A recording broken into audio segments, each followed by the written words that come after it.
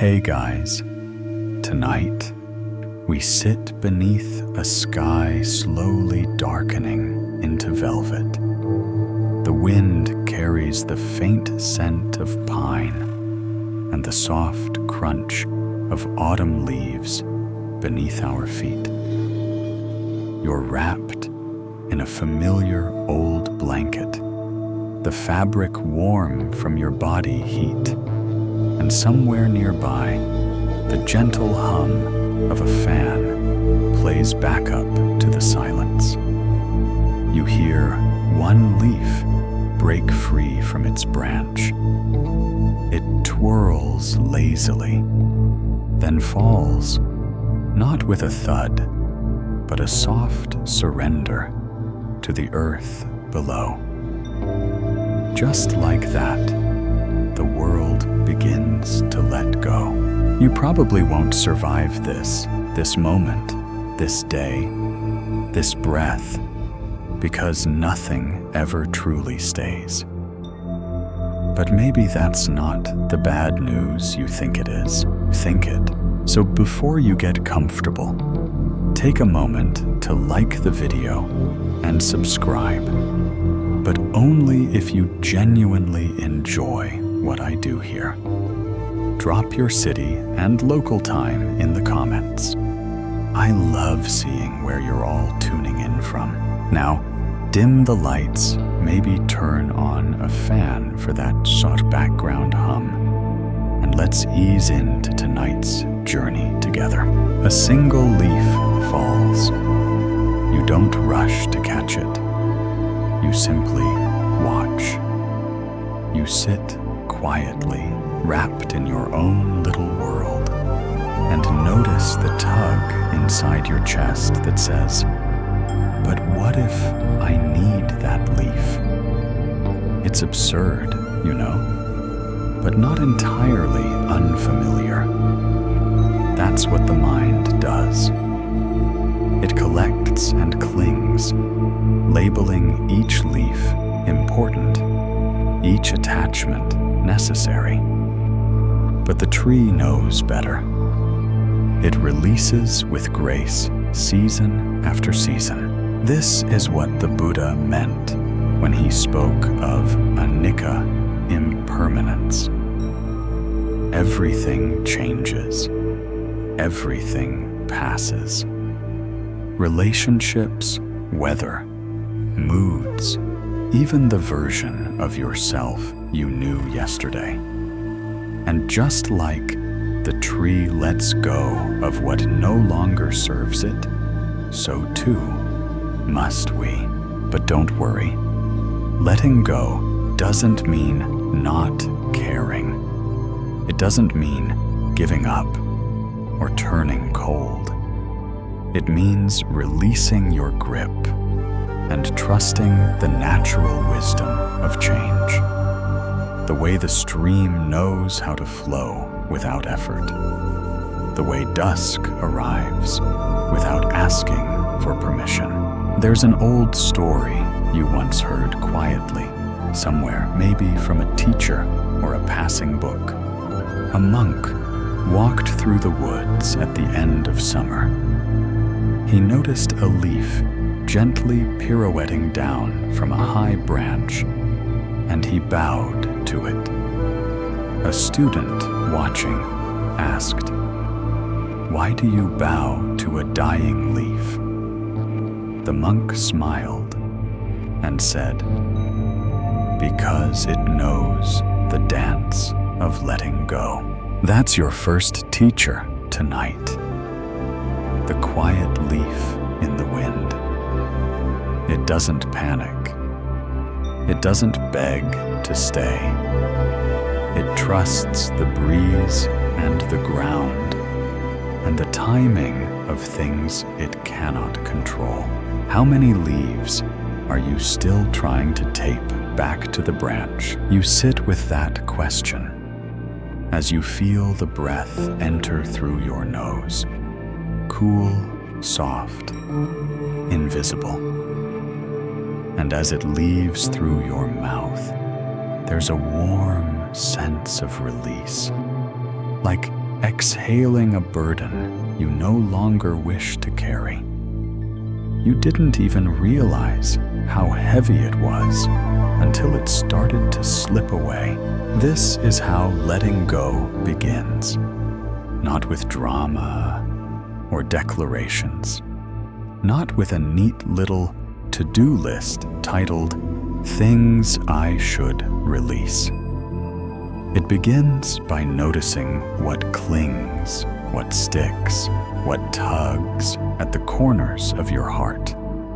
A memory, a hope, a version of yourself from 3 years ago who thought they had everything figured out. Softness. That's your only task now. Not fixing, not proving, not controlling. Just softening. Just listening, like the forest listens when one leaf touches the earth. It's not easy. Even monks cry when they say goodbye to their favorite robes. Even you, who knows better, still finds yourself gripping the handle of something that has already left the room. That's okay. It's not failure. It's just human. You might notice your body right now. The tension in your jaw, your shoulders, your hands. What if you allowed yourself to loosen, not completely, but just enough to say, it's okay to let this go for now. Even if it creeps back tomorrow, you let it go tonight. The stream flows on without your permission. It doesn't need your opinion, and yet it welcomes you with open waters. If you choose to step in tonight, you choose to step in. The forest around you seems to lean in a little closer. The wind brushes your cheek like a friend who knows when words aren't needed. There's no hurry. The pace of letting go is patient, seasonal, cyclical, like breath, like sleep, like the turning of the earth itself. Is letting go truly a loss? Or could it be a return to stillness, a return to what's beneath all the gripping, a return to your own heart, unclenched and uncomplicated?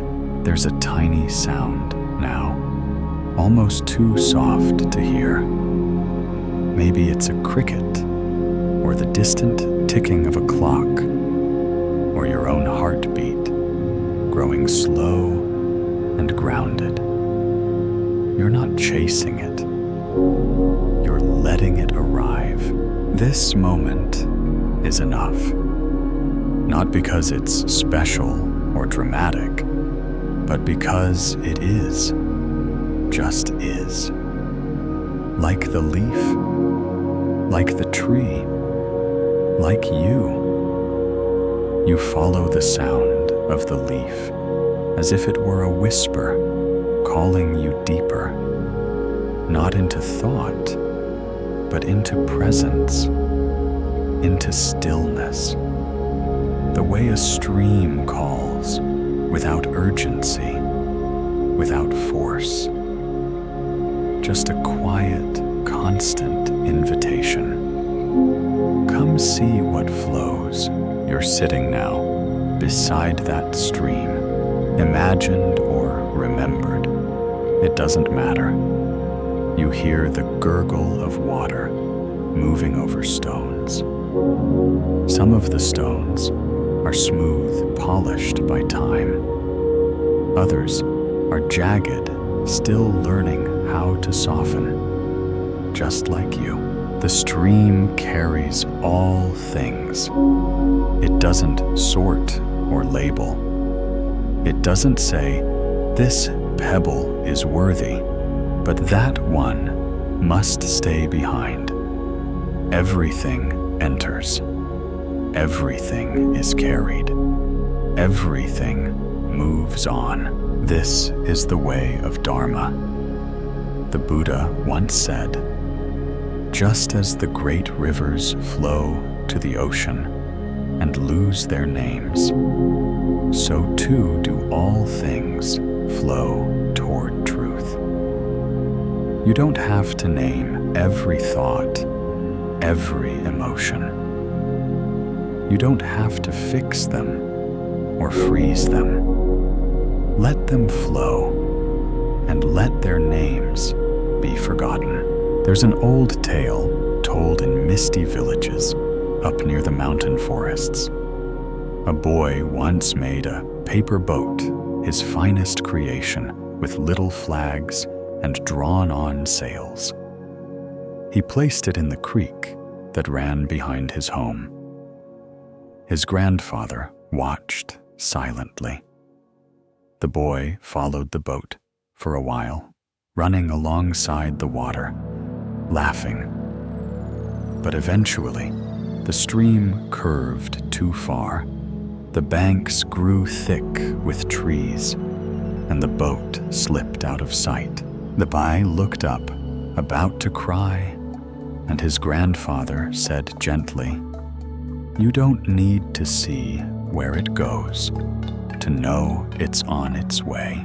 That boat is every expectation you've ever launched into the world. Every plan, every version of how it was supposed to go. They've already set sail. Some will round the bend into beauty.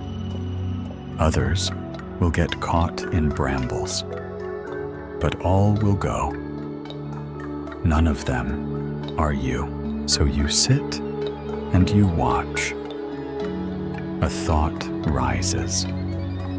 Maybe something small and silly, like, did I forget to send that email? You acknowledge it with the softness of someone waving goodbye. It floats downstream. Another comes heavier.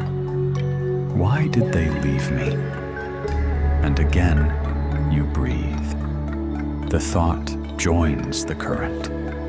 You don't chase it. You don't dam the water. You just let it be carried. Each breath becomes a vessel. Inhale, welcoming. Exhale, release. Over and over, the stream continues. The sound of the stream soothes something deep in you, something ancient, older than language. A quiet trust that even if you do nothing at all, the water knows the way. But here's the tricky part.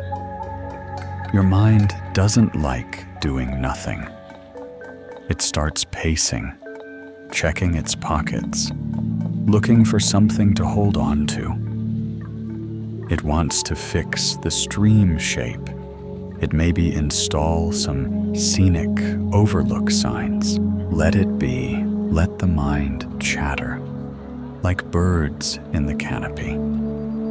They'll settle eventually. Right now, your only task is to stay by the water, not as its keeper, but as its guest.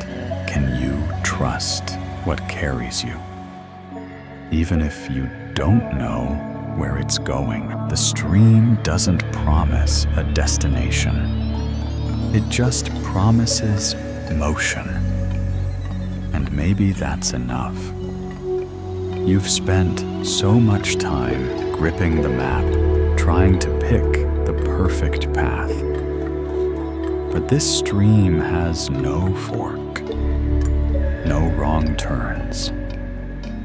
just movement, just grace. Somewhere behind your eyes, your body begins to settle. Your hands unclench. Your jaw softens. You feel the stream inside you now. Not literal water, but something like it. A subtle current beneath the surface. Emotion, memory, sensation. All of it flowing toward peace if you don't build walls. You notice the trees beside the stream.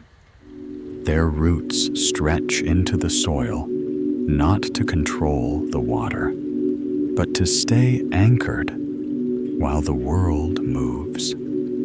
Be like the tree, grounded, not stubborn, flexible, not frantic. There's another story, whispered more than told, about a monk who lost everything in a flood. His home, his robes, even the little tea bowl he loved. When a villager found him, days later, sitting on the bank with nothing but his smile, the villager asked, "How are you not weeping?" The monk simply said, "Because the stream took only what I didn't need." Could that be true for you? What if loss is sometimes the gentlest kind of mercy? What if being carried is safer than clinging? You feel a breeze now, cool against your cheek, as if the stream were exhaling through the trees. You lean into it, not forward with effort, but inward with trust. The stream carries all things. Why not you? You remember the paper boat, the boy's laughter, the grandfather's steady gaze. You remember the pebbles, the jagged ones, the smooth ones, all flowing without judgment. And you remember yourself sitting still by the water's edge, doing nothing but breathing. This isn't escape. This isn't denial.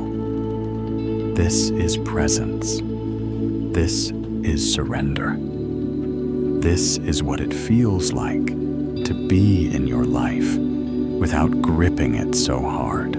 The stream doesn't need to be impressive to be sacred. It just needs to keep moving, and so do you. You breathe in. There's nothing you need to fix. You breathe out. There's nothing you need to keep. You stay, and you let go. Again and again, until it feels like floating. You open your eyes, not literally maybe, but in that soft, inward way where the mind takes a breath and widens. In front of you is a cup, familiar, maybe chipped a little on the rim, maybe stained from years of tea or coffee or late-night cocoa. It's yours. You've held it hundreds of times, and one day it will break. You know this. Not as a tragedy, but as a truth. And yet, you still reach for it, still fill it, still sip slowly from it. There's love in that ritual. That's why the Buddha said, you should consider this cup already broken. Not because it's worthless, but because that's how you can truly cherish it.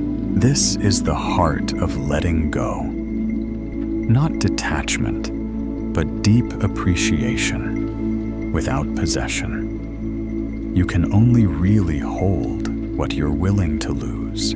Tonight, you sit with that cup in your hands, real or imagined. It doesn't matter. It could be a relationship, a job, a dream, a version of yourself. You hold it gently now, knowing it won't last forever. And because of that, it becomes even more beautiful. There's a story, old as most good ones, are of a Zen master who served tea in a ceramic cup passed down for generations. One morning, it slipped from a student's hand and shattered. The room went silent. The student froze, bracing for shame, but the master simply smiled and said, "Ah, finally, it has fulfilled its purpose." The cup's job was never to last forever. Its job was to serve, to warm hands, to hold space, to offer comfort. And it did. So you look at the things in your life right now, the people, the roles, the ideas you've poured your identity into. Are you holding them like sacred vessels, or are you clutching them like lifelines? It's okay if you don't know. That's what this moment is for. The breeze outside the window stirs again. Leaves scatter, dance settle. You can feel the looseness of things all around you. And inside you, something begins to match that rhythm. A little less grasping, a little more ease. What would it feel like to treat every moment as already gone, not with garo, but with reverence? You'd taste your tea more slowly. You'd hold a hand a little longer. You'd maybe even forgive someone you've carried for too long, because if they're already gone, what's left to keep holding? In this light, even your frustrations start to look different. That email that never got answered, the missed train, the argument that still replays like an old voicemail in your chest. They're already broken cups, already echoes. And maybe they've already fulfilled their purpose. You sit more deeply now, the body sinking into stillness, as if the floor itself is offering to carry you. You're not fighting gravity anymore. You're letting yourself be held. There's another parable that stirs gently in the mind, like sugar in tea. A farmer once found a large clay jar buried in his field. He cleaned it, used it to store rice. One day, a crack formed. Over time, the rice spilled out.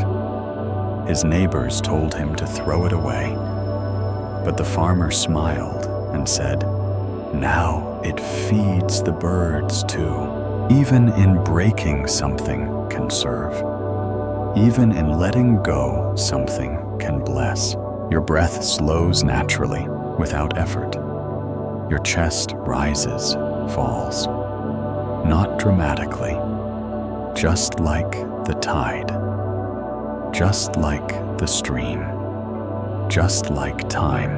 And maybe now, just maybe, you can look at what you've feared to lose and whisper, "Thank you for what you were."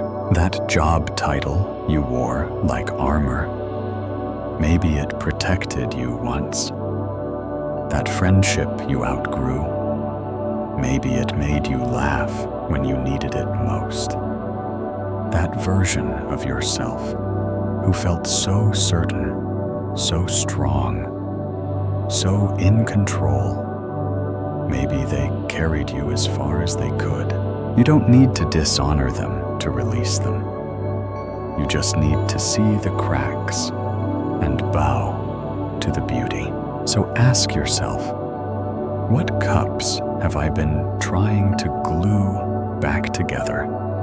Even though their time has passed, the answer may come quickly, or it may not come at all. That's fine. You're not here for solutions. You're here to soften, to remember that love doesn't mean holding tight. It means showing up fully, even knowing this cup, too, will one day break. A bird sings in the distance, or maybe it's just the sound of your own heartbeat. Either way, it's fleeting and beautiful and enough. You place the cup down in your mind, not out of rejection, but out of respect, out of quiet thanks. It's fulfilled its purpose, and so have you for today. The stream is still flowing beside you, steady silver without hurry. But now your gaze shifts. Instead of the moving water, you turn your attention to the space beneath it. The current glides above smooth stones, shadows play among the shallows, and somewhere deep below, the water touches stillness. That's where you go now, beneath all your thoughts and motions, beyond the lists and headlines and half-finished conversations. There is stillness waiting for you. It's always been there, even when your life felt like whitewater rapids, even when your heart was a skipping stone. This quiet, unmoving depth has been underneath it all. Tonight, you remember. The Buddha once said, "Be like the lotus, rooted in the mud, yet blooming in the light." The lotus knows stillness, not because the world is calm, but because it reaches below the surface. Its roots dig down through the murk, through the swirl, until they find peace. It doesn't wait for the pond to still. It is still, even while the dragonflies dance above. Can you feel that? The moment just under the noise. It's like walking into a temple and noticing the swords, not the absence of sound, but the presence of peace. That's inside you too. There's an old parable passed down in quiet voices from teacher to student.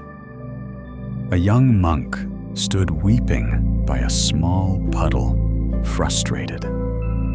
He said, "I cannot see the moon's reflection. The water is too stirred." An elder placed a hand on his shoulder and said, "Only wait." They stood together in silence. After a while, the ripples stilled. The moon appeared clear and perfect in the water. The elder said, "There, the truth was never gone, only hidden." You sit with that story now. How often have you doubted yourself? Not because truth left, but because you couldn't see through the motion. The rushing thoughts, the spinning worry, the constant need to do, to fix, to understand it, stirs your mind like wind on water. But the stillness was never broken, only hidden. So tonight you wait. You don't force your breath. You don't scold the ripples. You just sit. And in that sitting, something begins to settle. You might notice the small sounds again. The hush of wind outside your window. The soft whoosh of air as you exhale the rhythmic thump of your heart, saying, "Still here, still here." These aren't distractions. They are anchors, invitations to come back to the calm beneath the ripples. Thoughts will rise, and that's okay. Let them be like leaves skimming the surface, acknowledged but not chased. You're not a fisherman tonight. You're the pond. You reflect, you receive, and you stay. Is it possible that the clarity you seek has always been here, just waiting for you to stop stirring the surface? You let that question echo. You don't demand an answer. Some truths aren't meant to be solved, just softened into. Your breath becomes slower now, rounder, like a wave that has finally met the shore. It doesn't need to rush back. It just rests. In this moment, nothing is missing. That's hard to believe, isn't it? We're taught to always want, always reach, always upgrade. But the moon doesn't wish to be brighter. The pond doesn't try to be more still. And you are exactly as you need to be, right here, breathing, letting go. There's a small image that drifts up now, like mist from the surface of the water. A stone statue in a forgotten temple, its face worn smooth by centuries of rain. It doesn't speak, but you understand it has weathered everything and moved not at all. That's the stillness inside you, not the absence of life, but a life so rooted, so centered, it doesn't sway when the wind returns. You sit with that presence. You don't need to name it. It's older than language, softer than thought. It's the you that remains when everything else passes. Beneath the ripples, beneath the stream, beneath even the desire to let go, is a quiet that has never clung to anything. It's not dramatic, not loud. It's just here, still, gentle, eternal. You breathe into that. The world continues. Above the stream carries leaves. The trees sway. The night deepens. But here, in this moment, you are not the current. You are the calm underneath. Even your thoughts begin to notice. They knock gently at the edge of your awareness. Realize there's no one arguing and wander off again. You smile, not wide, not performative. Just that tiny upturn at the corner of your lips that means peace has visited. And when it leaves, that's okay too. Stillness doesn't stay to be possessed. It arrives, it rests, and it goes. Like breath, like sleep, like the moon's reflection when a ripple returns. So you rest with the question, what if I stopped trying to make everything still and simply noticed the stillness that's already there? No answer needed. Just the question, just the softness, just the reflection in the quiet water. You shift ever so slightly, not from discomfort, but from some instinctive invitation to move more fully into this moment. Maybe your legs stretch a little, or your shoulders soften again. The air around you is quiet, but not empty. It carries the soft weight of evening, the hush of restfulness settling in. And there, just inside the doorway of your awareness, sits a pair of old sandals, worn thin, one slightly more frayed than the other. They've walked many miles, through monasteries, through marketplaces, through the shifting landscapes of identity. You imagine slipping them off, no rush, no resistance, just a quiet acknowledgement that the journey they carried you through is complete for now. You leave them at the door like a respectful guest entering sacred space. In the Buddhist tradition, monks remove their sandals before stepping into a temple, not just to keep the floors clean, but to symbolize the laying down of worldly burdens, the roles, the identities, the stories that cling like dust to the soles of your feet. You sit a little taller, spine aligned like a mountain. You're entering your own temple now, not a building, but the sacred stillness of presence. The Buddha once said, "When you walk, just walk.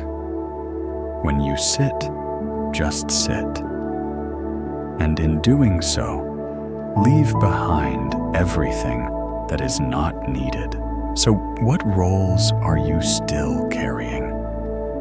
Even here in this quiet moment, the good child, the busy professional, the friend who always answers, the one who never cries, the one who always has the answer. Tonight, you leave them at the door with the sandals, not forever, just for now. There's a story whispered among Zen teachers of a man who came to seek wisdom. He arrived at the temple door in heavy boots worn from a long journey. The teacher met him at the threshold and said, "If you enter with those on, you'll carry your past into the present. Leave them and come barefoot." So the man did. And for the first time, he felt the floor beneath him. Cool stone, rough wood. He was not just learning wisdom, he was walking on it. You feel your own floor. Now, maybe it's the bed beneath you, the floor of your room, or just the grounded sensation of breath returning to your body again and again. This is your temple, and you are welcome here. Letting go of roles doesn't mean forgetting who you are. It means remembering who you are beneath all the layers. Even the Buddha had named Siddhartha, son Prince Wanderer, but none of them defined him. They were sandals he wore for a time, and then stepped out of when it was time to sit still. So you ask gently, who am I without the stories I tell about myself? It's not a question that needs a fast answer. In fact, it doesn't need an answer at all. Just your attention, just your breath. As you sit, you might notice the whisper of self-judgment arise. Am I doing this right? Should I be thinking less? Am I spiritual enough? These are just more sandals, more identities trying to walk into your temple. Smile at them, leave them at the door. Even the identity of the one who lets go is something you can let go of. What freedom might be waiting when you walk barefoot through your inner life? You imagine taking one step now, not with purpose, but with presence. The cool sensation of the floor, the whisper of air around your ankle. Nothing to prove, nothing to achieve, just the miracle of movement without carrying anything extra. This isn't a rejection of life. It's a remembering. You'll put your sandals back on when the time is right. You'll return to your roles. But maybe after tonight, you'll wear them more lightly, with awareness, with choice, because now you know, beneath every role is a person, and beneath every person is a presence, a pure awareness that never changes, no matter how many names you go by. You breathe that in now. The quiet joy of unbecoming, of just being.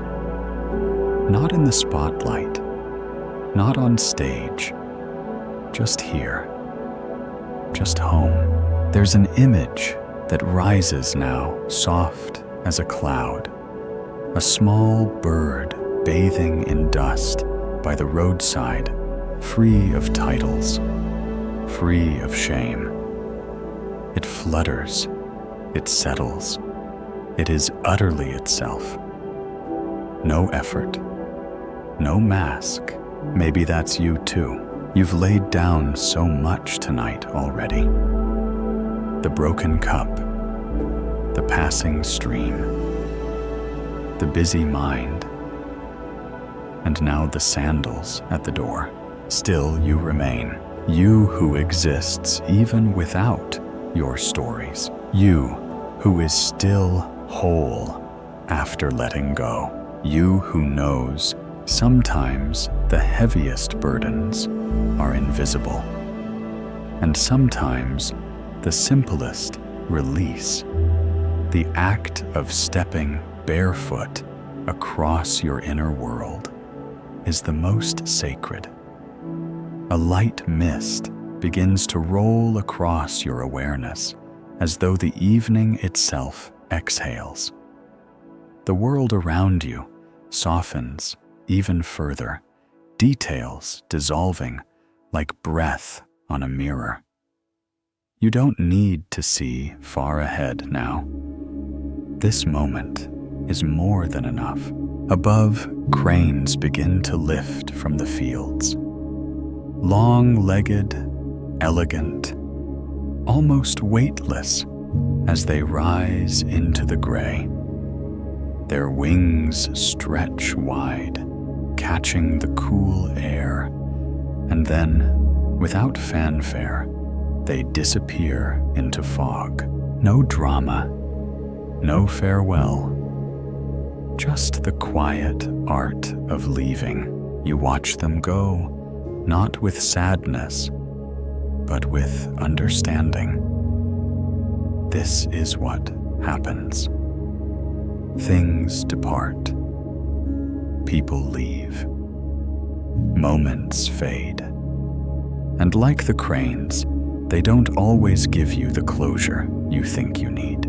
The Buddha once said, "All conditioned things are of a nature to vanish." That includes your joys, your regrets, your questions.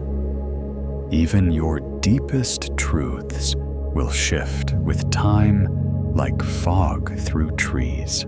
You sit with that, not in fear, but in deep, slow wonder. Because isn't that what makes it all so precious? That you don't get to hold any of it forever. There's a story told mostly in temples, whispered in places where silence is honored. A woman came to a wise old teacher, mourning the death of her daughter. She asked him, desperate, "How do I stop this pain?" The teacher handed her a lantern and told her to walk to every house in the village, seeking one that had never known loss. She returned the next morning, exhausted, but changed. "I found no house. Without sorrow," she said, setting the lantern down. "But I also found I was not alone." Fog teaches this too. It touches all roofs equally. It blurs every fence line, softens every edge. It reminds us grief isn't punishment. It's evidence of connection. You think now of the things you've lost. People maybe, or years, or versions of yourself that seemed so real once. And yet here you are, breathing, whole even in your brokenness. Is it possible that nothing truly leaves, only changes form? Like the cranes vanishing into sky, you feel a soft ache in your chest. Not pain exactly, more like a warmth wrapped in longing. And it's okay to feel that. The point of practice isn't to never feel, it's to feel fully and let go without pushing. Let the ache be here. Let it rise. Let it drift. That's what the cranes do. They don't resist the fog. They become part of it. You notice now that your breath has grown even slower, like the steady beating of wings. Your body has settled so deeply that even the smallest movements feel like ripples on still water. And yet, inside, you are alive with presence. Not alert in the way of caffeine and to-do lists, but awake in that timeless, gentle way. Like old trees, like tide pools, like temples at dawn. There's no need to hold on to anything here. Even the insights you've had tonight, those too can drift. You don't need to memorize. You don't need to write them down. What stays will stay. What leaves was never yours to begin with. The cranes knew that. The woman with the lantern learned that. And you, sitting so quietly now, feel that truth settles into your bones like the evening air. You close your eyes, or maybe you didn't even need to. Everything outside them has already grown misty, already turned inward. You listen for the sounds of absence and find they are filled with presence. A leaf falls. A distant owl calls. The stream gurgles somewhere to your left. You imagine those cranes again high above you now. Not separate, not gone, just unseen, just elsewhere. And maybe that's what happens to the people we love. Maybe that's what happens to our past selves. They aren't erased. They just rise weightless and disappear into the next place they need to be. You don't chase them. You bow, because letting go isn't forgetting. It's remembering without holding. You breathe that in, deep, easy, full of space. And then a question comes, not demanding, just resting gently in your mind, like a feather. If nothing truly stays, then what part of you can never leave? It lingers, like fog, like memory, like love, without destination. You rest inside that question now. You let it become part of your breath. You let it wrap around you like mist. Not something to solve, just something to be with. And just like that, another layer of holding loosens. Not all at once, not dramatically, but gently, like fog lifting, like a bird departing without a sound. So you are not lost. You are just arriving where you no longer need to cling. Somewhere upstream, you hear the sound of water brushing against stones. Soft, repetitive, like a lullaby, murmured to no one in particular. You picture the stream again, winding its way through moss and roots and fallen branches. It curves naturally, gently. It never forces its way forward, and neither do you. You remember now, with a slight smile, you're not here to fix the river. You're here to flow with it. There's an old saying passed down like a worn prayer bead.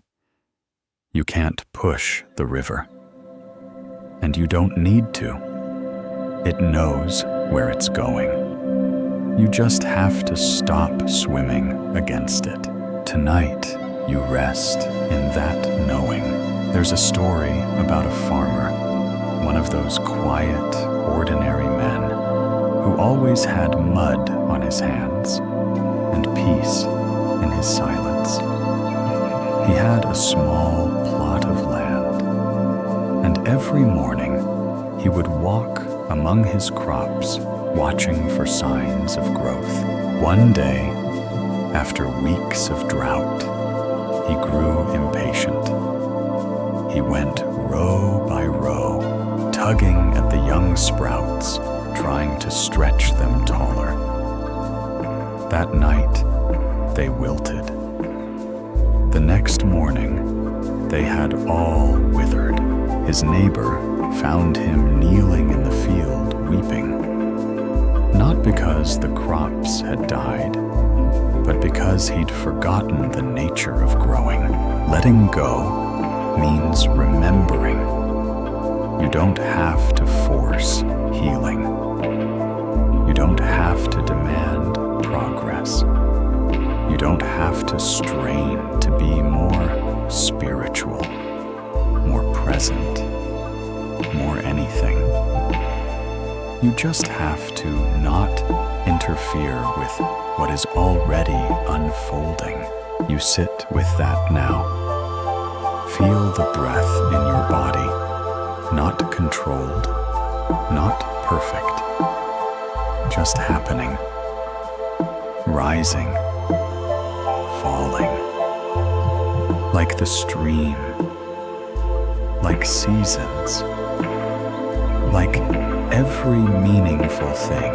Even the Buddha, before his enlightenment, tried extreme austerity, fasting, punishing his body, pushing against his own nature, and still he found no peace.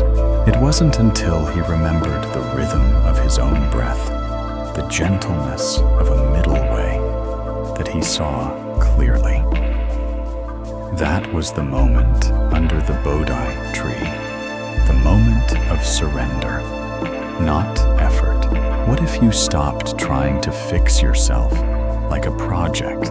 What if growth doesn't come from efforting harder, but from relaxing into the wisdom already within you? You lean into that now, like sitting against the trunk of a tree. You feel supported by something older and wiser than you. Not a god, not a guru, just life itself. The river, the rhythm, the natural unfolding. You don't need to rush your letting go. It will happen in layers. Some will peel off like old paint. Others will take seasons. But they will come, and they will come easier when you stop tugging at them, like that farmer in the field. There's an image now of the sky at dusk, holding a single cloud that shifts shape as you watch it. You try to name it, a fish, a ship, a heart, but it keeps changing, just like you. You can't force it to stay one way, and that's not a failure. That's the beauty. You've tried so hard, haven't you? To be a good friend, a steady parent, a successful something or other. To be brave in your sorrow, or wise in your confusion.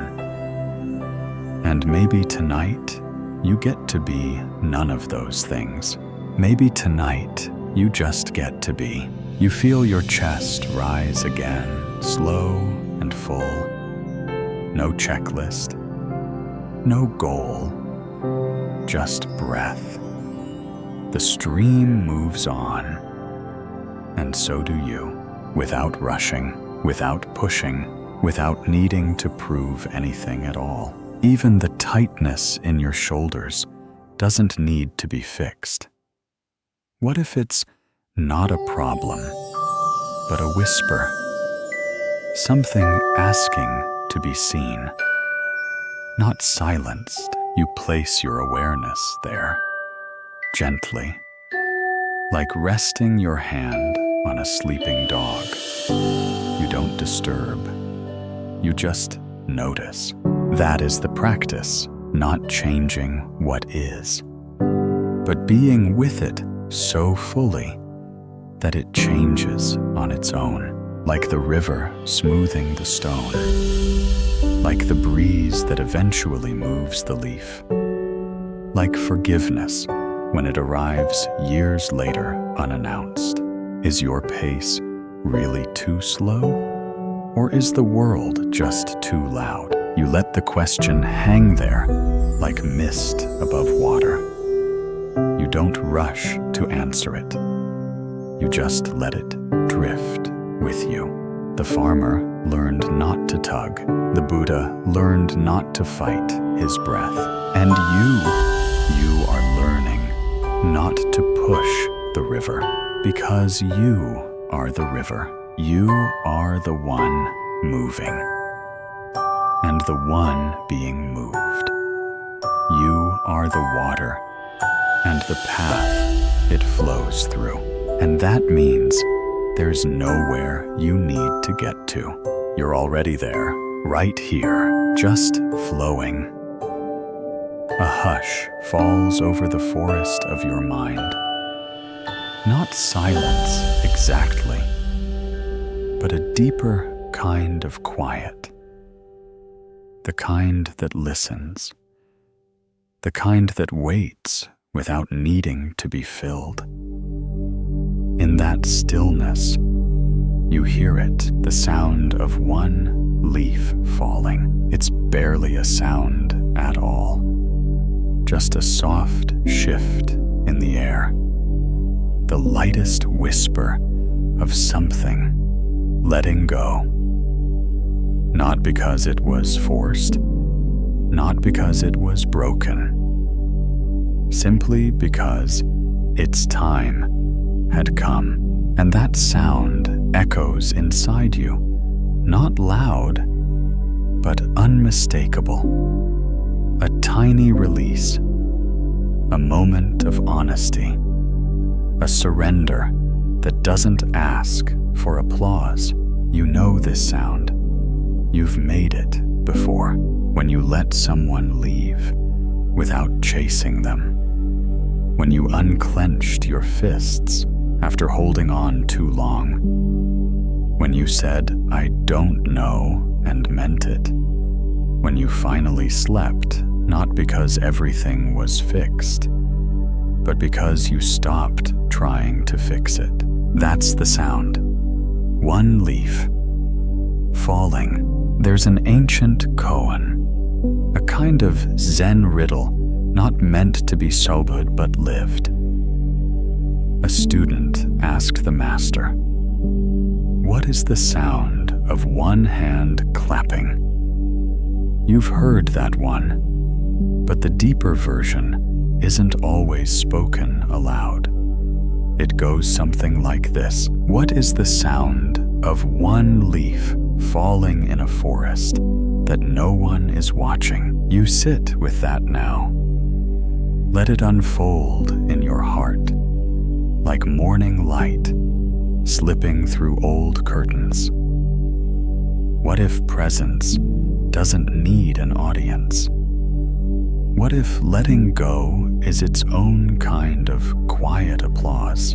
You breathe in. The forest around you seems to lean closer as if listening. You breathe out. The leaf drifts lower. There's a story that lives in the shadows of mountain temples. A student followed a master for years seeking enlightenment.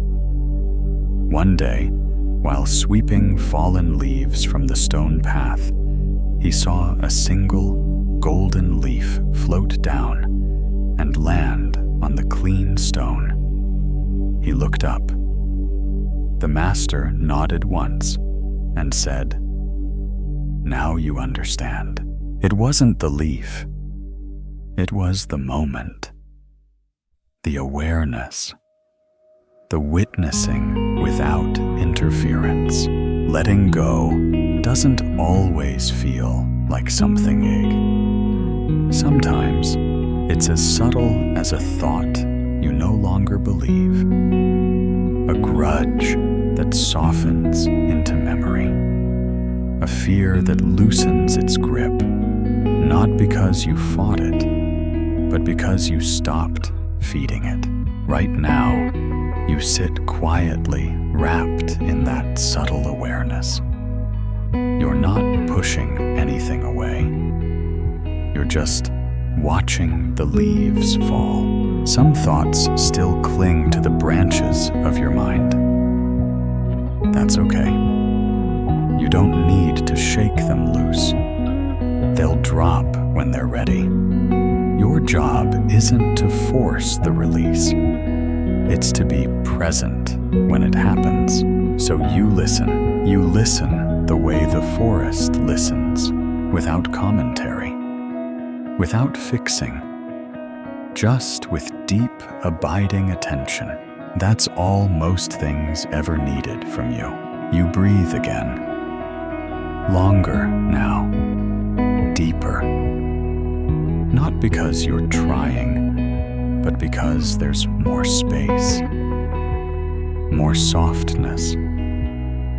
Your chest rises like a hill in the wind, falls like a sigh you didn't know you were holding. Maybe this is how awakening happens, not in thunder, but in the hush that follows. Not in lightning, but in the still moment when the leaf lets go.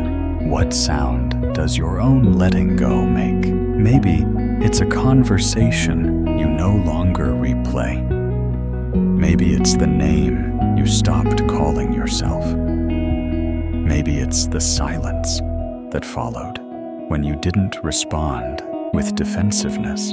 You don't need to announce your growth.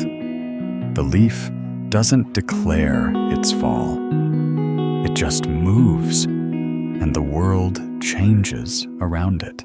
Tonight, you move inward with the same grace, the same quiet, not to escape, not to transcend, but to remember what's always been true. You were never the branch. You were the sky the whole time. You imagine now the single leaf resting on the soft moss below. Not lost, not broken, just still. Still part of the forest. Still exactly where it's supposed to be. You too are still part of everything, even in your letting go, even in your quiet departure from whatever was clinging too tightly. There's no need to explain yourself. The forest never demands a reason. The tree doesn't grieve each leaf, and the leaf, it falls without fear. So you ask, what would it feel like to fall without resisting? Not as failure, not as surrender to weakness, but as trust, as harmony with gravity, as deep alignment with the seasons inside you. You listen again, and in that soundless whisper, something inside you says yes. A hollow space opens in you.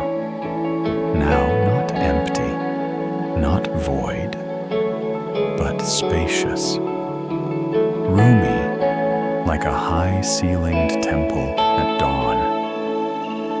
It doesn't echo because there's nothing pressing against the walls. Just air, just awareness. You've heard the word emptiness before, maybe in books, in quotes, in passing spiritual talk. And maybe part of you flinched at it. Emptiness sounds bleak, doesn't it? Like absence, like something missing. But that's not what the Buddha meant. Shunyata, emptiness. The kind that means free of clinging, free of boundary, free of false solidity. Not nothing, not hollow in the sad way. More like a bowl, open, spacious, waiting to hold whatever arises, and just as ready to release it. You sit now, becoming that bowl, not needing to be filled, not desperate to stay full, simply capable of holding and releasing with ease. There's a teaching story from an old Buddhist forest tradition. A traveler came upon a temple and saw an ornate gourd hanging from a tree. He tapped it, expecting music or wisdom, but it made no sound. A passing monk stopped and said, "You won't hear it. until you let the wind pass through it. The traveler frowned. So it's empty, the monk smiled, eyes twinkling. Exactly. That's why it can sing. You're like that gourd tonight. Emptiness, not as lack, but as readiness, as resonance. You're starting to feel what it means to be clear, open, and available, not for everything, but for the right things, the real things, the now things. What if emptiness isn't something to fear, but something to trust? You breathe that question in. It spreads through your chest, like the warmth from tea on a cold morning. You don't need an answer. The asking itself softens something inside you. Look at your thoughts now. Do they come with urgency? Are they knocking, trying to be let in? Or are they just passing visitors? You don't have to open the door to all of them. You're allowed to let some pass by, like wind through the trees. That's what emptiness offers, not numbness, but discernment, the space to choose. You think of your past, some moments so vivid, they still flicker behind your eyes. Old joys, old pains. You used to think that to honor them, you had to keep them close, carry them always. But maybe they were never meant to be carried forever. Maybe they were just meant to pass through. You're not dishonoring the past by letting it go. You're making space for the present, like the gourd, like the bowl, like the breath you're taking now, filling, releasing, without clinging to either side. And in this openness, you start to notice beauty in things you'd overlooked. The sound of your breath as it brushes your throat. The way your fingers rest gently relaxed. The lightness in your jaw when you stop holding words back. This is not emptiness as void. This is emptiness as freedom. The Buddha once taught that form is emptiness, and emptiness is form. It's not a puzzle to be solved, but a rhythm to be felt.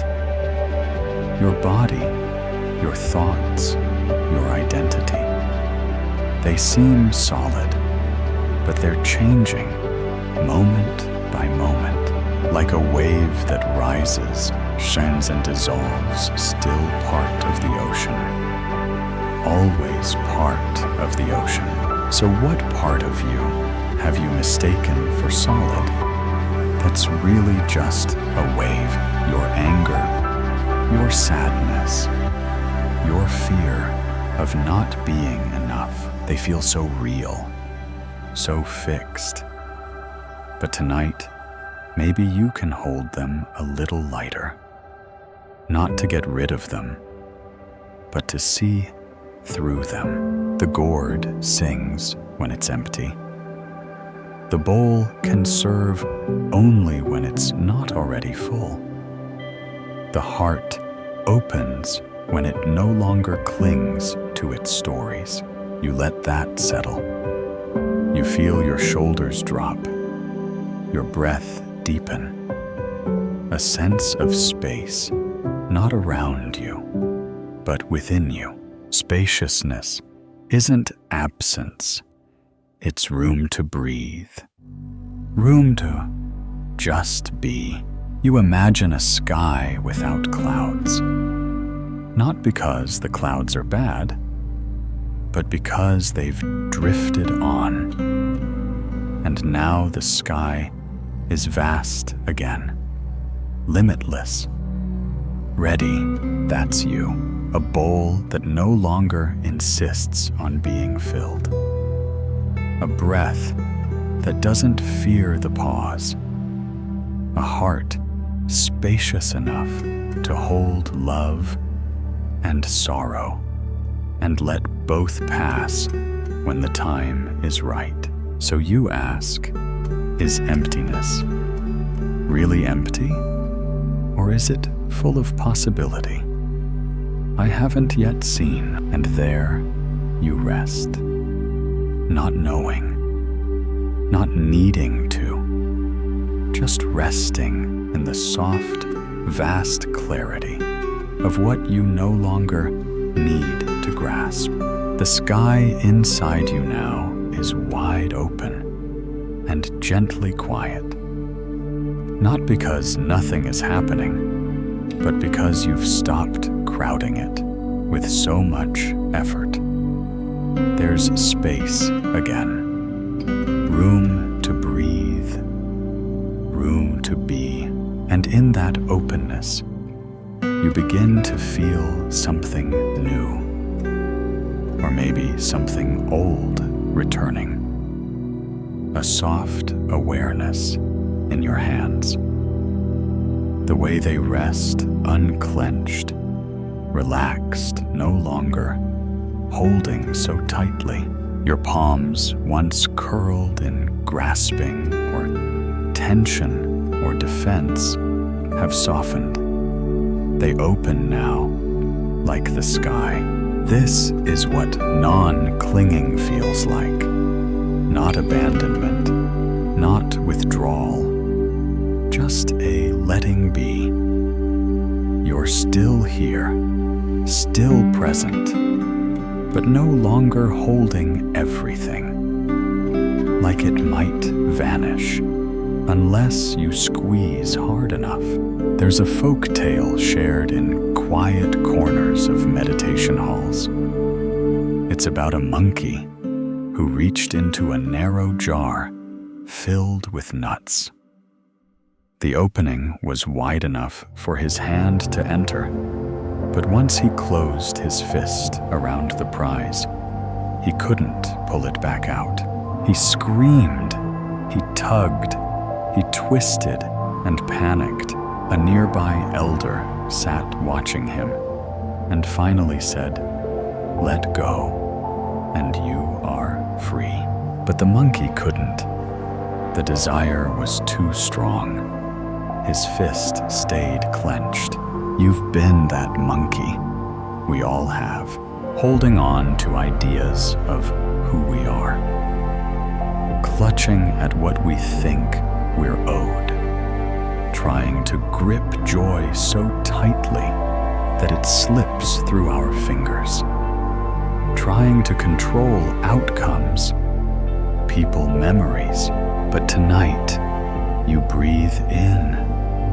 You open your hand, not as surrender, but as trust.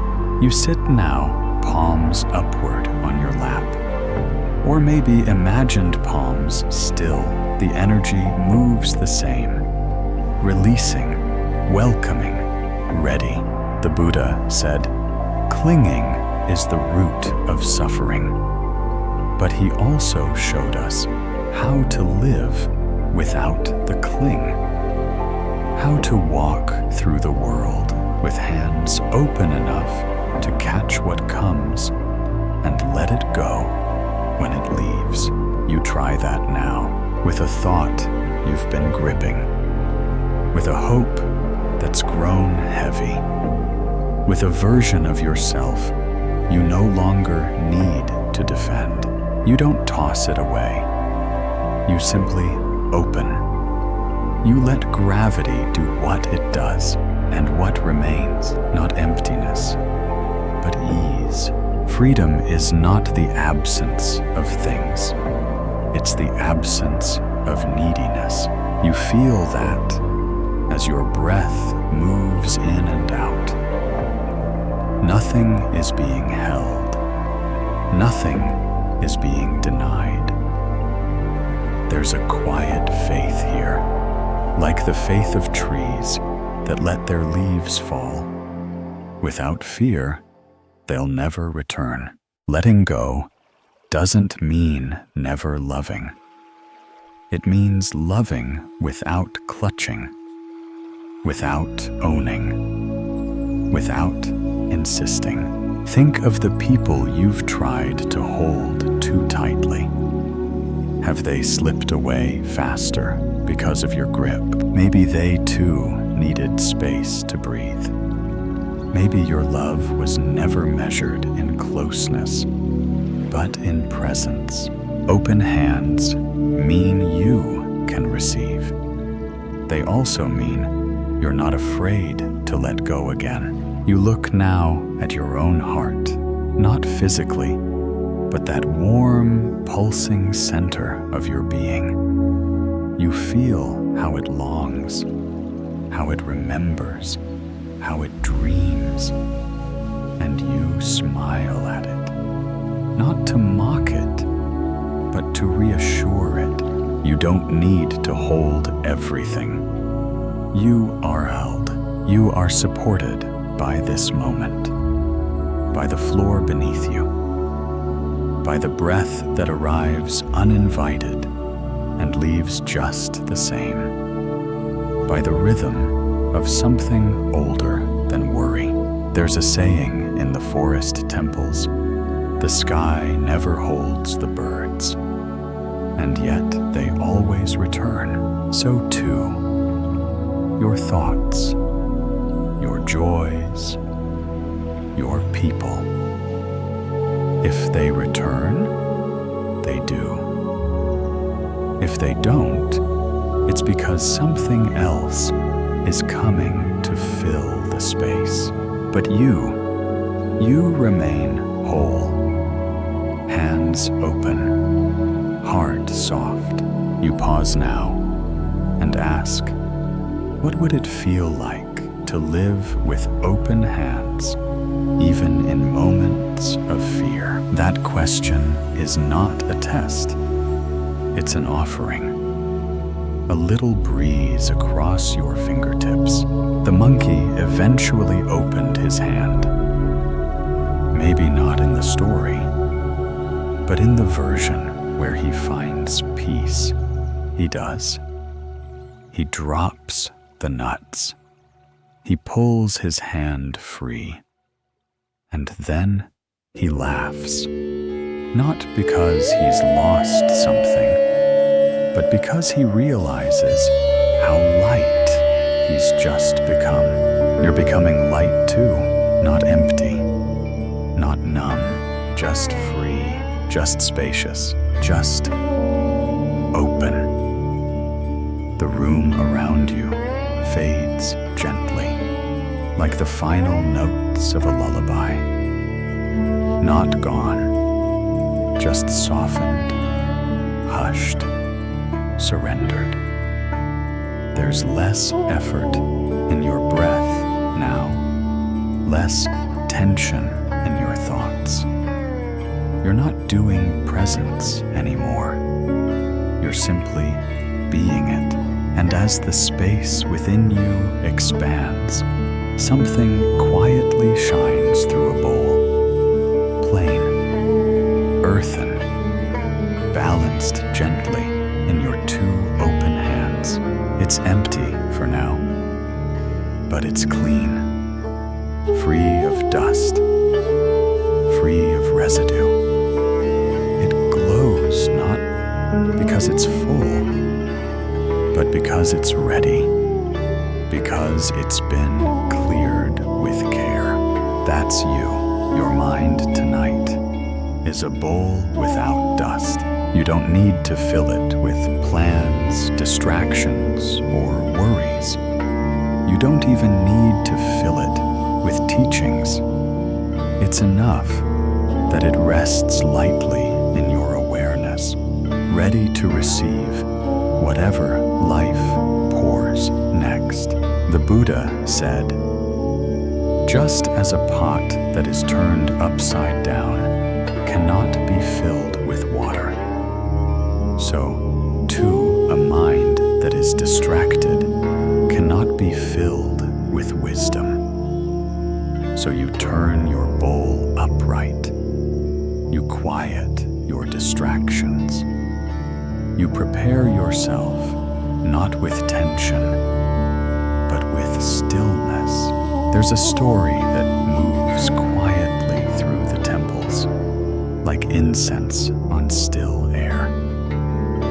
A young novice was asked to sweep the temple floors every day. At first, he resented the task. It felt meaningless, repetitive. But one morning, after many silent passes with the broom, he paused mid-motion and noticed something strange. His thoughts were gone. His breathing was calm. His awareness was complete. He had swept the floor so many times that the dust in his mind had cleared too. He went to the teacher and said, "I think I understand the practice now." The teacher nodded. "Then keep sweeping." You smile at that story now. Maybe because you've done your own sweeping tonight. Each breath a brushstroke. Each release a small clearing. Slowly the inner room has opened. Dust has settled. Light can move through again. Your awareness doesn't feel heavy anymore. You're not tangled in your thoughts. You're watching them like motes of dust in the light, floating harmless, already on their way out. You might even notice a familiar pattern, an old worry, a mental loop rising again.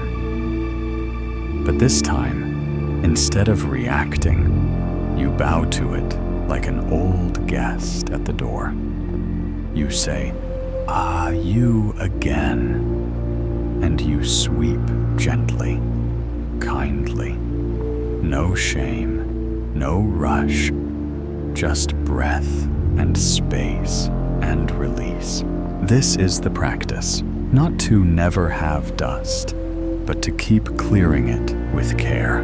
The bowl in your hands glows a little brighter, not from effort, from emptiness, from clarity.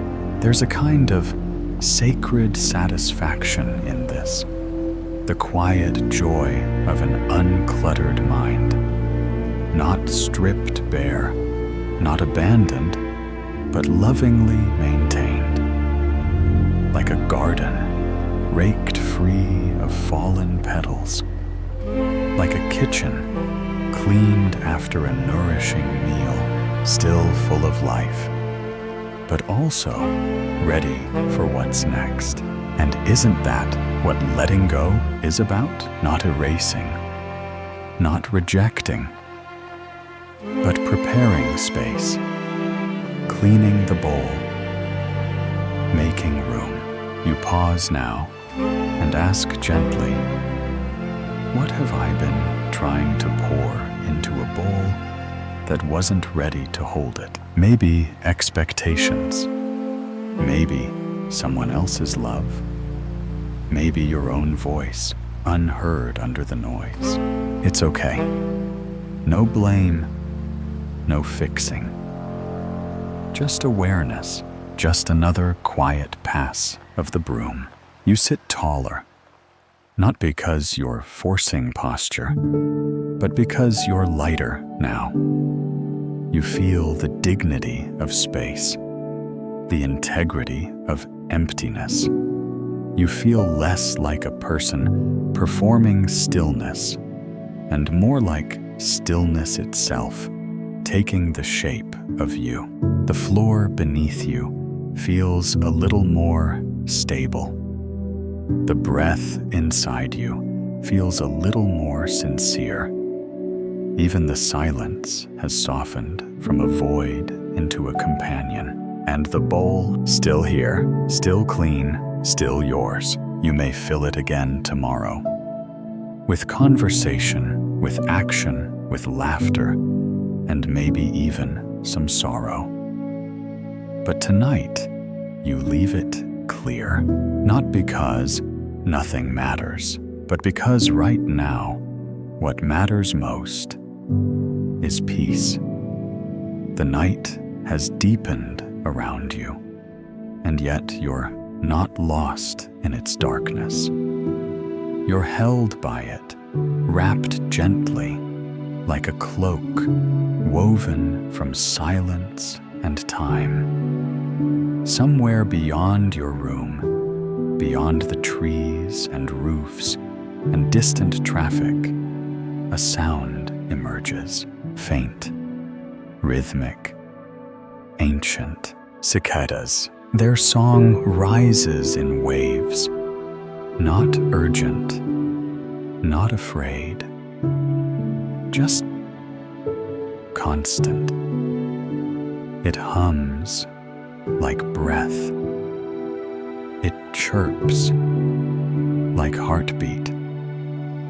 It pulses with life, even in the heat of night. You listen not just with your ears, but with your whole being. These tiny creatures, invisible and undemanding, are teaching something. They sing not because the world is perfect, but because it is. You don't have to like the heat to love the cicadas. You don't have to escape your discomfort to be fully present in it. They show you how to sing through it. The Buddha once said, "Within this fathom, long body and mind, is found all the teachings," which means that even this warm, maybe slightly sweaty, deeply human moment contains the path. You shift your awareness now, not away from discomfort, but gently toward it. You notice your body, not to judge, but to greet. Are your shoulders tight? Is your back sore? Do your thoughts feel thick, like summer air? That's okay. That's the temple tonight. Let it be warm. Let it be real. Let it be what it is without your edits. There's a story shared under thatched roofs. In the far hills, a wanderer came to a monk and complained, "I can't meditate. My seat is too hard. My back aches, and the insects won't stop buzzing." The monk said nothing, only handed him a bowl of rice and a mat to sit on. That night, the wanderer sat again. The aches remained.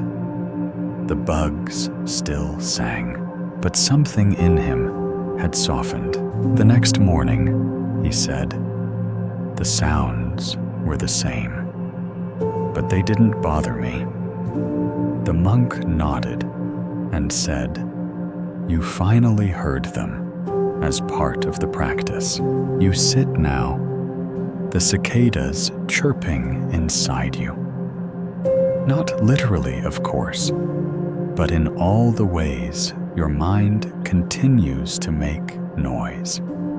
You hear the hum of old worries, the buzz of looping thoughts, the low whine of what if, and instead of swatting them away, you listen. Not because they are wise, but because they are part of the soundscape, part of the living moment. Not everything needs to be silenced. Not every discomfort is a problem. Some things, like the heat, like the noise, like the ache in your heart, are just present. And when you let them be, they shift. They stop being enemies and start being neighbors. So you breathe in through the warmth. You breathe out through the sound. You let it all be part of the meditation. Letting go doesn't mean turning the volume to zero. It means changing how you listen. You imagine yourself now in a summer field, seated in the golden dark cicadas all around you. Your skin is warm. Sweat beads lightly along your neck. You're not rushing. You're not fixing. You're simply here. And in this honest presence, something beautiful stirs not peace from absence of sensation, but peace within it. This is the practice, not finding the perfect conditions for stillness, but discovering stillness in any condition, even this one, especially this one. There's a quiet resilience that grows in you now, not the kind that grits its teeth, the kind that smiles gently and says, "This too." You feel your breath again, warm in the inhale, softer in the exhale. You're not fighting it. You're not trying to control its temperature or shape.